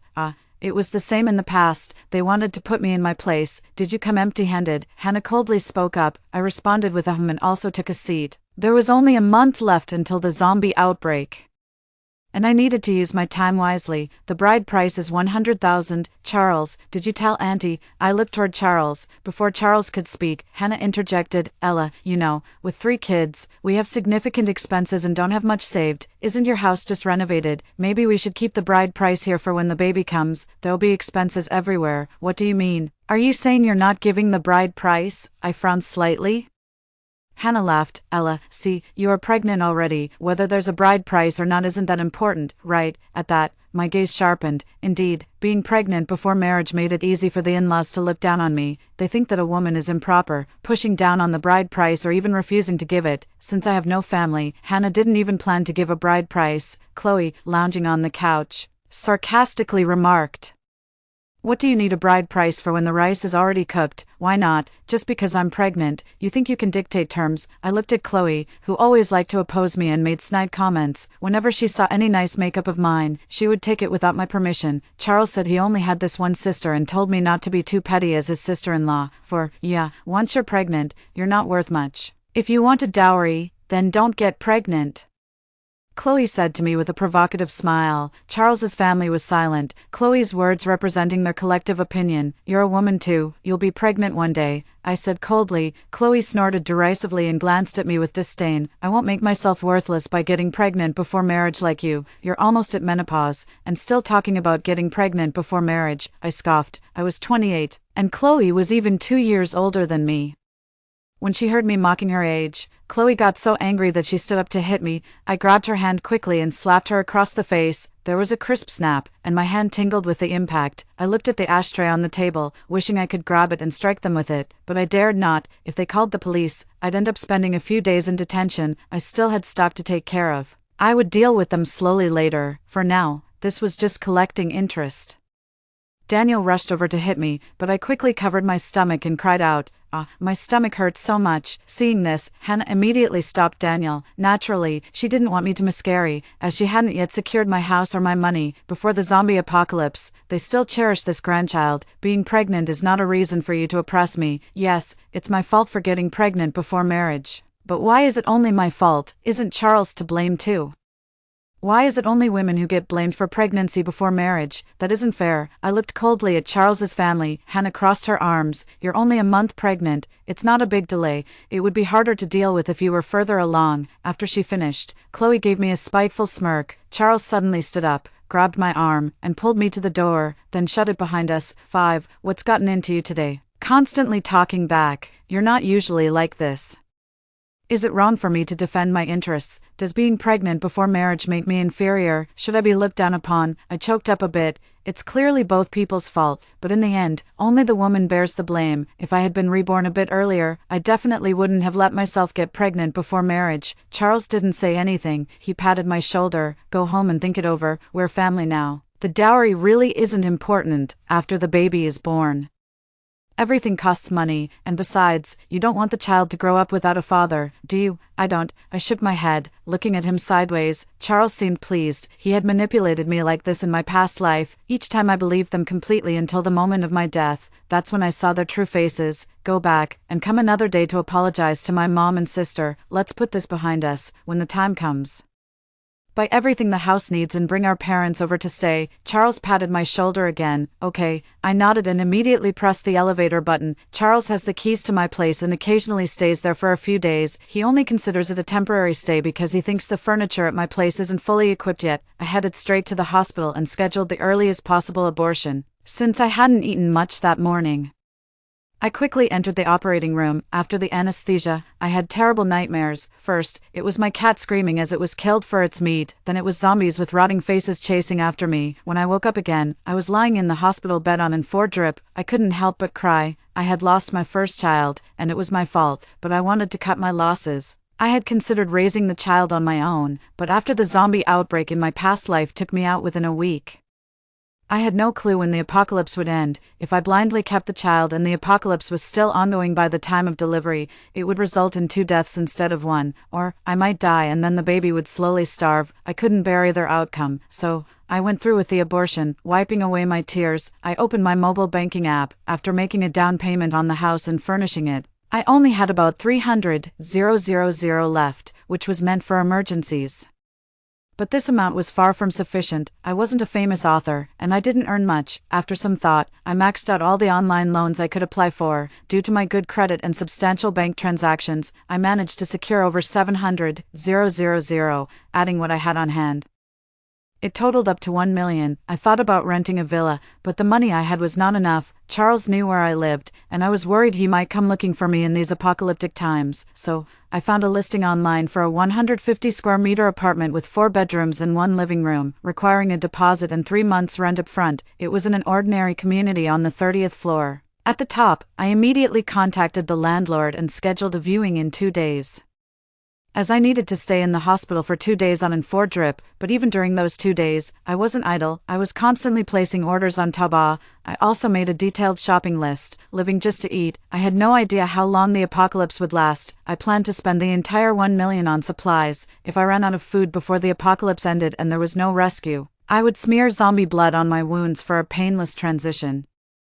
I would also stock up on medicines, cure the minor illnesses, and if it's severe, I'd rather die. Surviving an extra day is a victory. After spending a few hours, I prepared the following list: 200 kilograms of pork, 100 kilograms of purple sweet potatoes, 100 bags of salt, 500 packets of instant noodles, 500 kilograms of cat food, 500 sausages, 500 cans of fruit, 20 kilograms of radishes, 500 bags of rice, 100 kilograms of potatoes, 100 bags of soy sauce, 500 bags of noodles, 1,000 kilograms of cat litter, 500 cans of canned goods, 500 cans of corn, 20 kilograms of cabbage, 100 kilograms of frozen chicken wings, 100 kilograms of frozen belt fish, 100 kilograms of frozen chicken, 1,000 eggs, 20 pumpkins, 500 bags of snail noodle soup, 500 self-heating hot pots, 20 bottles of various seasonings, 50 apples, 20 watermelons, 10 kilograms of mangoes, 10 kilograms of bananas, 200 cans of canned fish, 200 bags of frozen dumplings, 200 bags of frozen rice balls, 200 bags of frozen buns, 10 sets of spring clothes, 10 sets of summer clothes, 10 sets of autumn clothes, 10 sets of winter clothes, 50 pairs of socks and shoes, 3 quilts, 5 sets of bed sheets, 5 baseball bats, 10 fire axes, 5 machetes, 10 rat traps, 2 drones, 5 kitchen knives, 5 sets of pots and pans, 5 mobile phones, 100 power banks, 2 large barrels, 500 packs each of sanitary pads and toilet paper, 500 pairs of underwear, 100 hair ties, 5 daggers, 3 large refrigerators, 2 generators, 10 packs of cabbage seeds, 10 foam boxes, 10 bags of soil, 300 barrels of bottled water, and 1 water purifier, along with some curtains. For now, that's all I could think of. Generators, explosion-proof doors, and windows are all very expensive. In the apocalypse, the most frightening things are not just the zombies but also the human heart. Once targeted by others, I could end up in a worse situation. Without the restraint of the law, humans can be more terrifying than ghosts. After 2 days in the hospital, Charles hadn't messaged me, probably thinking I was still angry. The first thing I did after being discharged was to rent the apartment on the 30th floor immediately, which had access to a rooftop. It also had a large balcony. After paying, the landlord happily left. I immediately contacted a contractor to install an explosion-proof door. I even installed explosion-proof doors on the balcony doors, because there's a rooftop, and if someone were to descend from there using a rope, the balcony would be their only way to break into my home. I spent money on robust security grills for every window. They're made of reinforced steel, and since I'm on the 30th floor, it's highly unlikely anyone could break in through the windows. Despite having an explosion-proof door as the main door, I still felt uneasy, so I spent more money to have a locksmith install an additional security door outside the explosion-proof one. A door on top of another door makes things safer. It took 2 days to install everything. After which I drove to the supermarket for a major shopping spree. I bought clothes, cat food, cat litter, and sanitary pads. For canned goods and frozen mackerel, I purchased them online. After all, it's much cheaper online, and since the goods were shipped from other provinces, I wasn't worried about being targeted. When I went to the supermarket, the staff there asked why I was buying so much. I joked that I had opened a fast food restaurant and needed to stock up.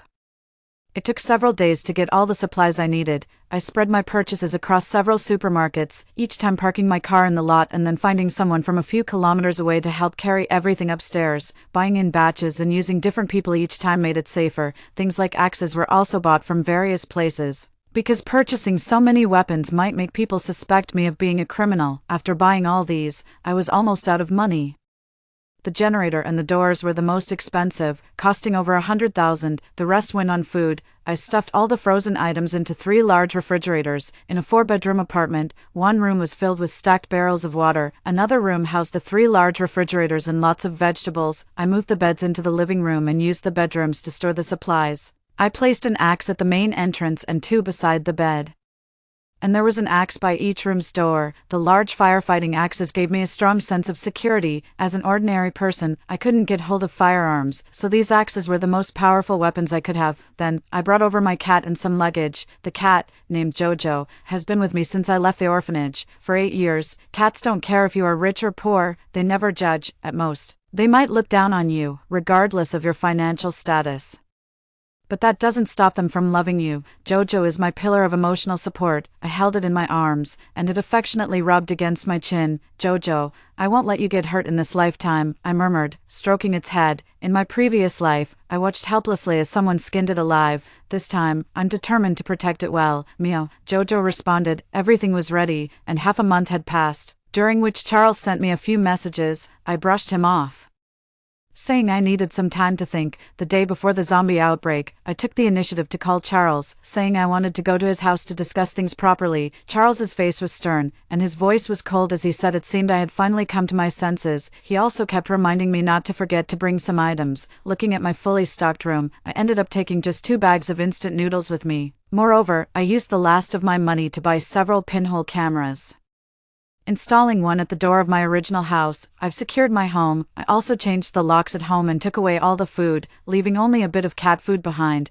I've now installed security systems in my current house as well. After all, I need to be able to see what's happening outside at all times. I even bought 2 telescopes. Carrying the last camera, I knocked on Charles's door. As expected, his family looked even more arrogant seeing me visit again. I forced a smile and offered to cook in the kitchen. While they were not paying attention, I installed the camera above the kitchen door. I cooked several dishes, deliberately oversalting everything, even the rice, just piling on the salt. After finishing, Hannah glanced at my stomach and smirked smugly. Made up your mind yet? If you start showing, you won't have a choice. Yes, I've made up my mind. You're right, I'll follow your lead, I said meekly. Charles opened the bag I brought, saw it was just 2 packets of instant noodles, and scowled. He grabbed my arm and dragged me to the door, gripping so tightly that it hurt. You did this on purpose, bringing just 2 packets of noodles. Charles gritted his teeth. I pursed my lips. If you don't want them, I'll take them back. Ella, what the hell are you trying to do?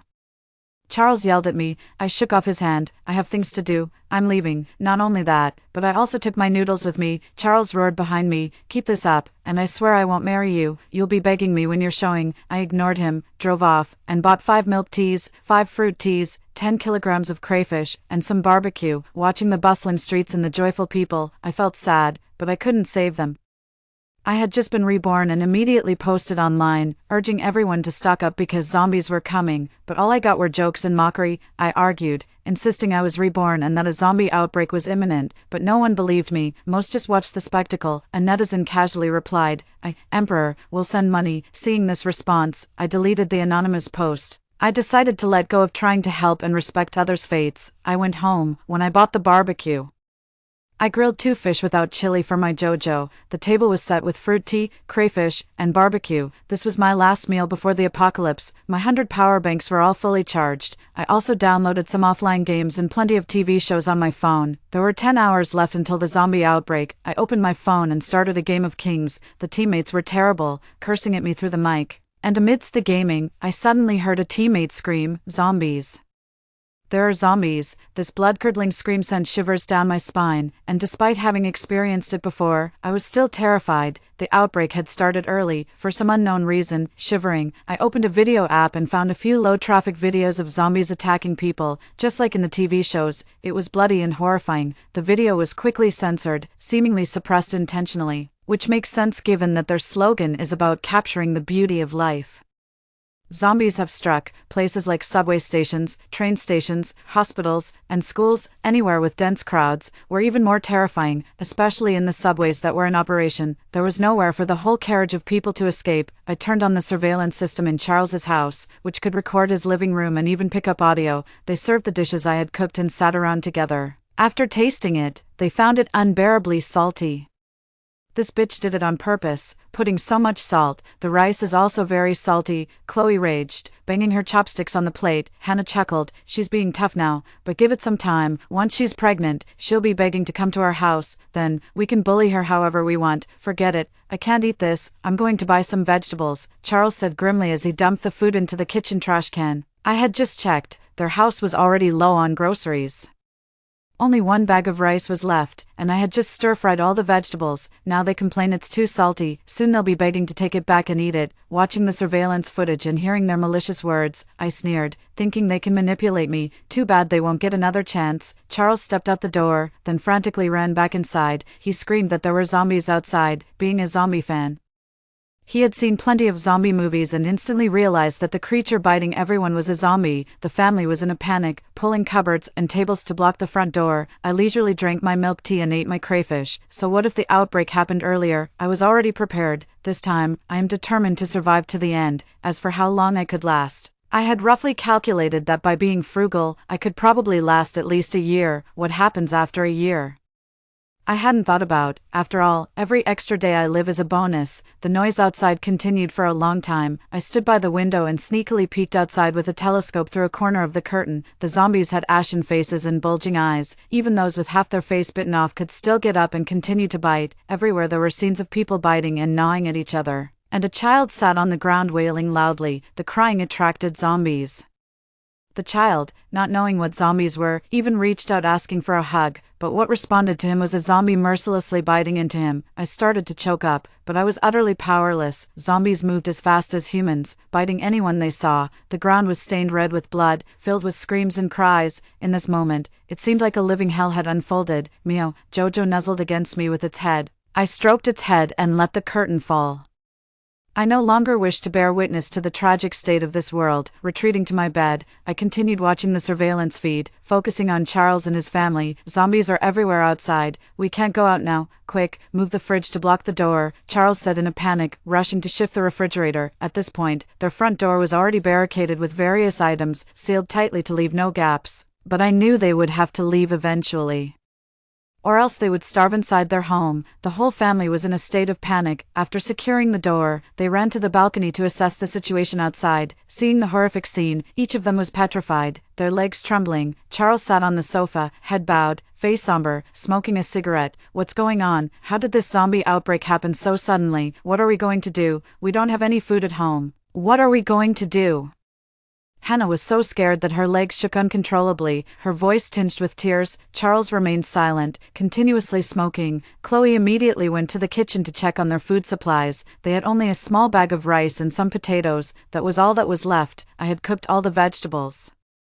which they had just thrown in the trash. Perhaps realizing something, Chloe was furious. That bitch Ella, she just cooked all our vegetables and deliberately added so much salt. She did it on purpose, didn't she? Did she know something beforehand? Quick, call her. Hannah was the first to react. Charles squinted his eyes and immediately picked up the phone to call. The phone rang several times, but I didn't answer. I watched them getting frustrated through the surveillance. Damn it. That bitch definitely knew about the zombie outbreak beforehand. She must have supplies. Charles yelled in the house, furious. Chloe patted his shoulder. Don't be so angry. Just call her. Once you get through, just string her along. She won't be able to bear seeing you starve. Coax her address out of her, and we'll settle the score later. Right, Hannah agreed. Charles nodded, suppressing his anger, and called me again. This time I answered. As expected.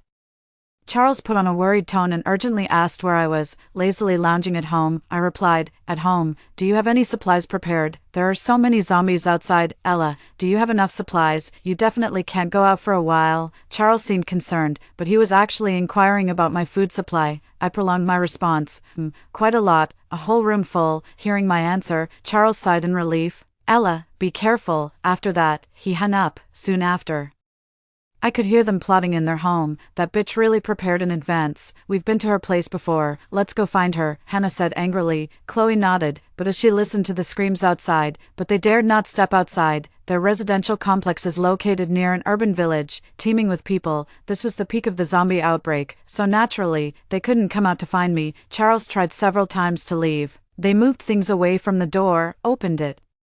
And each time, they ran back in terror. We can't go out now. There are too many zombies. Going out would mean certain death. Charles sat on the sofa, clutching his hair tightly, looking utterly helpless. Seeing the dire state of his family, I couldn't help myself and ate an extra bowl of rice. The screams were continuous, with many people in the complex. During the first night of the outbreak, the sky turned the color of blood, matching the earth. Outside, the sounds of zombies chasing humans.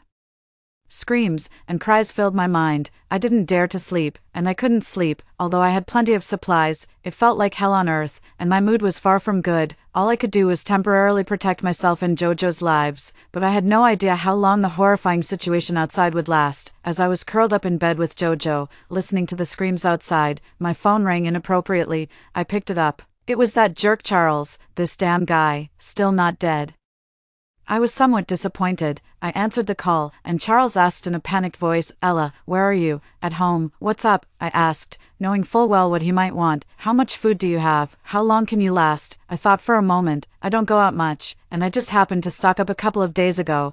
It should last about 2 months. While I was on the phone, I picked up my mobile to check the surveillance. Upon hearing that my supplies could last a month or two, Charles's eyes lit up. His family was gathered around, with the phone on the table on speaker mode, and my voice clearly reaching their ears. They exchanged glances, their eyes filled with joy. Ella, can you drive over to pick us up? Charles's voice trembled, and even through the phone, I could feel his joy. I responded with an "oh," and said flatly, there are so many zombies outside, I'm afraid to go out too. Ella, think about the child in your belly. If I die, the child will be without a father, Charles said through gritted teeth. I scoffed. And what if I die on the way there while trying to pick you up? At that, Charles fell silent. On the surveillance, I saw his gloomy face, and his family exchanged uneasy glances. Hannah spoke up. Ella, remember you're carrying our family's child. Why don't you drive over, load up the supplies, and we can all be together to get through this ordeal? Hearing her words, I just wanted to laugh. Were they asking me to drive over and get myself killed? If I survived, at least they'd have supplies for a while. I refused, saying, no, I'm really scared. There are zombies all over downstairs. It's terrifying. The food at home is enough for me to eat alone for 2 months, and who knows, by then rescue might arrive. Ella, how can you be so selfish? I'm your mother-in-law. After all, don't you care at all about the baby inside you? When Hannah heard me say this, she immediately lost her composure and yelled into the phone, fearing that I would get angry and hang up. Charles quickly gestured for his mom to shut up, then he tenderly spoke into the phone. Ella, I'm really worried about you. I'm not at ease with you being there alone. I'm worried about you and the child. If you come over, we can take care of each other as a family. Thank you for your concern. I'm really touched, I said with a forced smile, my eyes fixed on the surveillance screen. Charles's face lit up with joy, and Hannah gave him a thumbs up, praising his capability. They still think I'm that same old fool led by love, moved by mere words. Before Charles could speak, I quickly said, "Since you're worried about me and the child, why don't you drive over to my place?" Upon hearing this, the smiles on their faces immediately froze. Chloe was the first to lose her temper, yelling into the phone, "Ella, do you have no conscience? Don't you care about your husband and mother-in-law at all? Do you believe that if the child is born, we'll keep the child and leave you behind?" "I have no conscience, Charles, and you are not even my family yet. Go check the kitchen, I've left a surprise for you," I said coldly, and then hung up the phone. Immediately after I ended the call, Charles rushed to the kitchen and turned every dish upside down, finally finding the abortion receipt I had hidden under one of the bowls. Bitch, I didn't expect her to be so scheming," Charles erupted in anger, crumpling the paper in his hand. Hannah took the abortion receipt, staggered back a few steps, and said despairingly, "Now we have nothing to hold over her. What do we do? Let's go now. Break into her house, throw her out, and then we can live there," Charles said viciously, holding a kitchen knife, looking as menacing as the zombies outside. "She really is a bitch. How dare she abort the child without our consent?" David said through clenched teeth, wishing he could kill me right then. The family left the house with grim faces, cautious as they stepped out. After about 10 minutes, they hurried back home in a panic. Unfortunately, they all came back without exception. I smirked, turned off the surveillance, and closed my eyes. I didn't dare to turn on the lights, so I drifted off to sleep by the moonlight. On the second day after the zombie outbreak, from my house, I could see that there were no more living people on the streets. Only groups of zombies roamed the streets, rushing to devour anyone they heard. On the third day of the outbreak, quite a few survivors had started venturing out for food. Through a telescope, I saw a few young people wrapping their hands and feet with cardboard, tiptoeing out with axes, trying not to alert the zombies. Unfortunately, no matter how cautious they were, the overwhelming number of zombies quickly overran these young people. Afterward, very few people ventured out to scavenge for food, and I seldom pulled back the curtains to check outside. I was terrified of being discovered, although zombies are frightening. Humans, free from the constraints of morality and law, can commit even more horrifying acts. For several days, my breakfast consisted of an egg and a box of milk. At noon, I would casually cook a dish or two, prioritizing those with a shorter shelf life. For dinner, I just ate whatever canned food was available. Normally, I don't eat much. With the apocalypse upon us, it was even more necessary to conserve resources. Checking the surveillance, Charles and his family hadn't dared to leave their house to this day, let alone risk their lives to come find me. Their food supply rapidly depleted, leaving only leftovers in the trash can. The weather was scorching hot, and they were starving. Finally, Hannah couldn't stand it anymore and started devouring the food from the trash can in big bites. None of Charles's siblings tried to stop her. Daniel even joined her. By evening, they were so hungry they couldn't bear it any longer. Fortunately, the water hadn't been cut off, so they could still drink water to stave off the hunger. "I can't take it anymore. We're going to find that bitch now. I'm going to kill her myself," Charles roared furiously, his eyes filled with murderous intent. Even through the monitor, I felt a chill run down my spine. They bandaged their hands and feet with cardboard and armed themselves with various weapons, the family of 5 stepping out together. Once they left, I could no longer see what they were doing. When I saw them again, it was on the doorstep of my old house, where I had also installed surveillance. Through the camera, I saw them bloodied and pale. Daniel and David were gone, probably eaten by zombies. Charles was still holding a large firefighter's axe. On the monitor, I saw Chloe had been bitten on the arm, but probably fearing Charles would cast her out, she quickly tore off her sleeve to cover the wound. Seeing this, I smirked. "No, things would get interesting. Open the door, Ella." Charles tapped softly on the door, cautious not to be loud and attract zombies. "That bitch, deliberately not opening the door," Hannah said, her face marked with tear stains yet fierce as she cursed me. It seemed she wanted to blame me for the deaths of her husband and son. "Open the door, I know you're inside," Charles fumed, kicking the door fiercely. Hearing no response from inside, Charles directly called me. It was tough for him. His phone still had battery.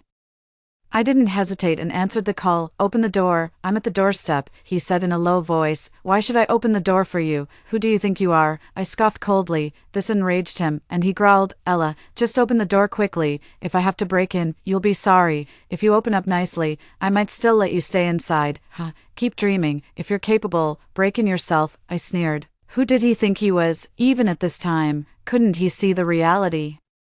angered by my words. After all, I used to be utterly subservient to him. Charles, feeling provoked, hung up and started furiously smashing my door with his axe. Be gentle, or you'll attract the zombies. Hannah quickly stopped him. Charles, however, was determined to drag me out. Finally, after Charles's relentless efforts, the door lock was smashed open, and Charles's family managed to enter the house. It was either good luck or sheer coincidence that such a loud noise didn't draw any zombies. Ella, get the hell out here, Charles demanded as soon as he entered the house, throwing down the axe and searching everywhere for me. Meanwhile, Chloe and Hannah hurriedly locked the door and barricaded it with a sofa and other furniture. Charles circled the house a few times looking for me. When he realized I wasn't there, he flew into a rage, hurling things around. Bitch, damn it, he's not even here, Charles cursed as he threw things around. Hannah and Chloe, green with hunger, frantically searched the house for anything edible. Finally, after a long search, the only food they could find in the entire house was a little bit of cat food left over by Jojo. Hannah was the first to spot the cat food. Her eyes lit up, and she thought about hiding it to eat herself. But Charles, quick as a flash, snatched it away. I'm your mother, I eat first, Hannah snapped angrily. Charles crammed the cat food into his mouth and chewed loudly. Why should I? You're my mom.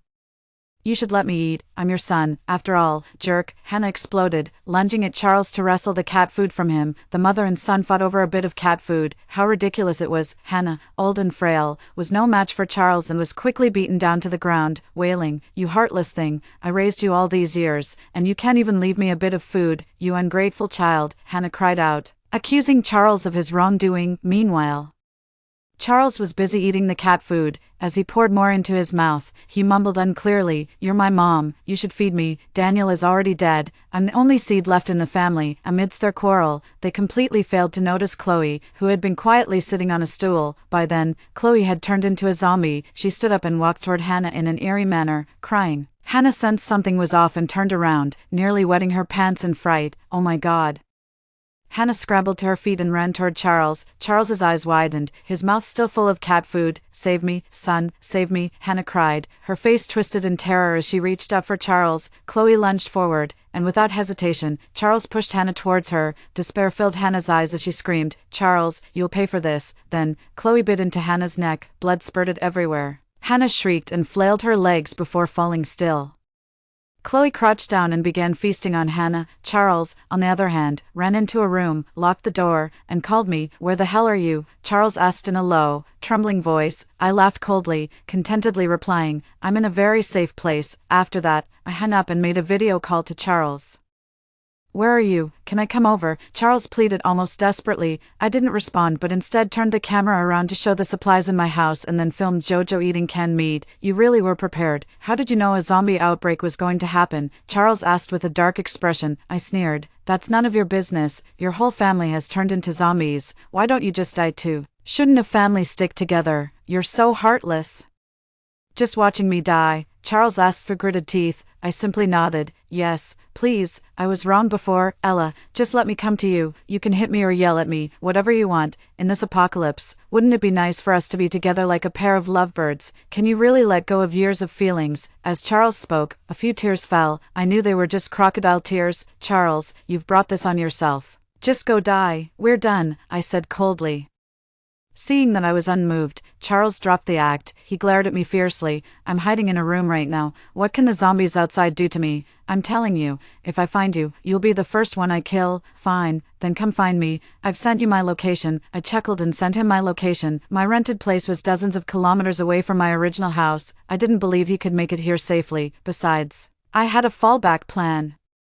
He wouldn't be able to get into my house alive. Charles, this is my gift to you. You owe a life for our child, for my wasted youth. I chuckled and hung up the phone. There were no cameras installed in the room, but I could see Hannah and Chloe, who had turned into zombies, wandering around the living room. Occasionally, I could hear Charles moving around in the room, and the zombies would run over and furiously bang on the door. If Charles wanted to find me, he'd have to kill his mother and his sister first. Hannah must have been desperate before she died. Her own son pushed her towards his zombie sister, but she deserved it. Another day passed, and Charles, unable to bear the hunger, quietly opened the door with an axe. The zombies seemed to have good hearing and rushed at Charles immediately. With one swing of his axe, Charles decapitated Hannah without hesitation, but there was still Chloe, the zombie, as Charles was chopping off his mother's head. Chloe bit his arm. Charles screamed in pain and swung his axe, chopping off Chloe's head. I smiled knowingly. Charles was going to turn into a zombie too. His arm was bleeding profusely, and the pain made him tremble all over. Due to not eating for several days, Charles's face was pale and he fainted from the pain. Seeing this, I turned off the monitor and touched my stomach. Child, your mother has avenged you. July 8th, 2063, 2 months after the zombie outbreak. There were hardly any living people on the streets, just a few zombies wandering around. I have a radio that occasionally broadcasts government announcements. They're building a shelter, and survivors can head there. I dare not go outside. I'm afraid of encountering zombies on the way, and besides, is the shelter really safe? As I was pondering whether to head to the shelter, I heard the sound of chains coming from outside. My heart skipped a beat. It was the chain on the fire escape door. I had locked it with a chain to avoid being discovered. It was meant to be an additional safeguard. No one had come by for 2 months. Who could it be? A survivor. My heart started pounding. I was terrified. What if it were a starved survivor, driven mad and willing to kill for resources? How confident was I that I could protect myself? Swallowing hard, I tiptoed to the door, my hand gripping the fire axe. I cautiously opened the first security door and moved towards the outer blast door. The blast door didn't have a peephole, and I didn't dare to venture out or even open the door. The sound of the chain lasted a while, so I turned on the surveillance system. I had installed a camera at the entrance before, and now it came in handy. The surveillance footage showed the fire escape door, and I saw someone kicking the door from the staircase outside. A gap had been forced open, and then a large pair of bolt cutters appeared, snipping at the chain that was securing the door. I held my breath, not wanting to imagine what could happen if this person managed to break in. I didn't know who they were or how they knew I was here, but my blast door was very secure, unless they had explosives. Fortunately, the chain was very sturdy, and the person struggled for a while without managing to break it. Afterwards, there was silence, and I breathed a sigh of relief, turned around, and poured some cat food for my Jojo, then cooked some instant noodles for myself.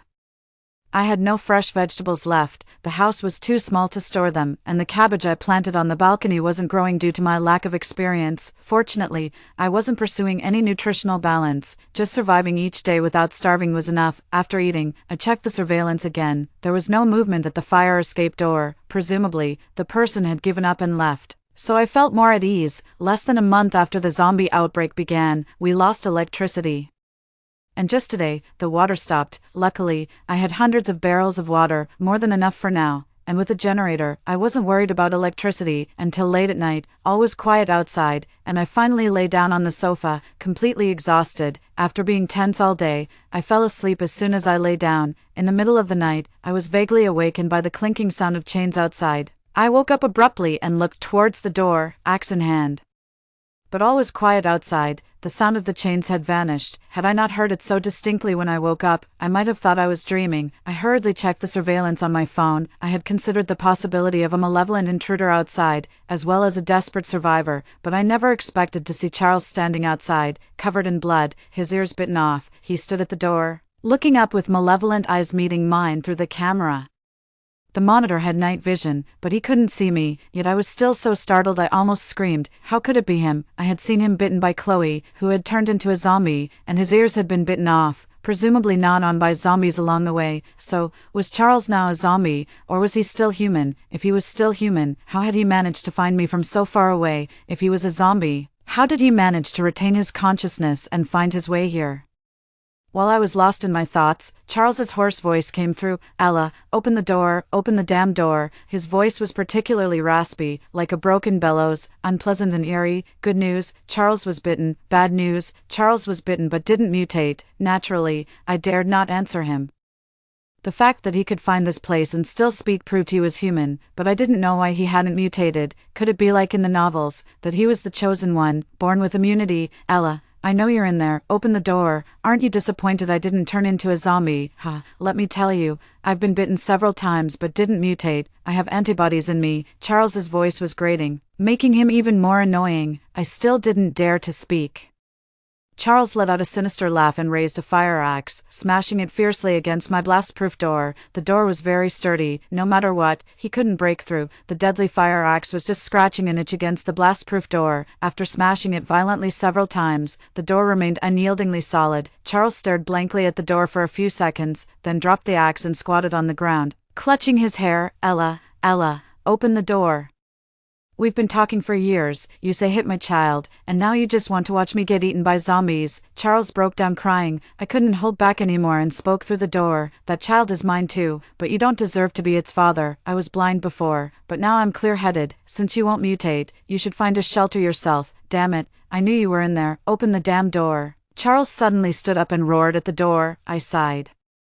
I won't open the door. I haven't eaten in days. Don't you care at all? Please, just open a crack and throw some food to me. Okay, just consider it feeding a dog. Please. At that moment, Charles seemed schizophrenic. 1 second he was cursing at me, the next he was begging pathetically. I snorted coldly, no longer trusting him. Impossible. If I open a crack, you'll barge in, so you really don't trust me. Huh, just wait. If I get in, you'll be the first one I bite. Charles said through gritted teeth. I sighed. Charles, goodbye. What do you mean? Charles was stunned. Without hesitation, I pressed the alarm at my doorstep. I had installed it for exactly this reason, to prepare for the worst when danger approached. If zombies could break in, then I would die fighting. The piercing alarm sound thundered, loud enough to attract all the zombies in the building to devour Charles. Even if he really wouldn't turn into a zombie. How could he withstand dozens or hundreds of them? Just one bite each could strip him to the bone. Hearing the alarm, Charles yelled, "You want to kill me? Turn it off. Please, Ella, turn it off. Please." Charles's voice shook as he continuously slapped his own face, begging me to turn off the alarm. I said nothing, instead watching the approaching horde of zombies drawn by the sound. A dark mass was crazily squeezing towards the door. "Aren't you going to run?" I asked him coldly, sneering. He growled lowly. When I tried to escape, I was caught red-handed by zombies rushing in through the fire escape. "Ella, I will never forgive you, even in death," Charles yelled, followed by his agonizing screams. Watching Charles overwhelmed by the horde of zombies, I finally breathed a sigh of relief. I didn't cover my ears. Instead, I listened carefully to his screams, hearing him being devoured bit by the zombies. What I wanted was for him to pay with his life for what he did to our child. To me, after turning off the alarm, the zombies lingered at the door nibbling on Charles's body before they finally dispersed. I turned back and went to bed, my vengeance fulfilled, and now it was time to live well. I checked the supplies in my room. By being frugal, I had enough to last a year. In the following days, my routine involved checking the outside situation and tinkering with the radio to see if any rescue teams were coming for survivors. Finally, in the 3rd month of the apocalypse, I saw a military unit arrive at my building. A while later, there was a knock on my door. I peered through the peephole and saw a man in military uniform, fully armed. "Hello, is there anyone alive in there? We are the rescue team from District 9, here to help." The man's voice was deep, his posture erect. He looked like a well-trained regular soldier. The People's Liberation Army had finally arrived. I opened the door and warmly offered them food. After eating, I took Jojo and got into the vehicle from District 9. What I didn't know is that shortly after I left, a broadcast came through the radio at home. "Construction of District 8 is complete. Survivors, please head to District 8 for refuge."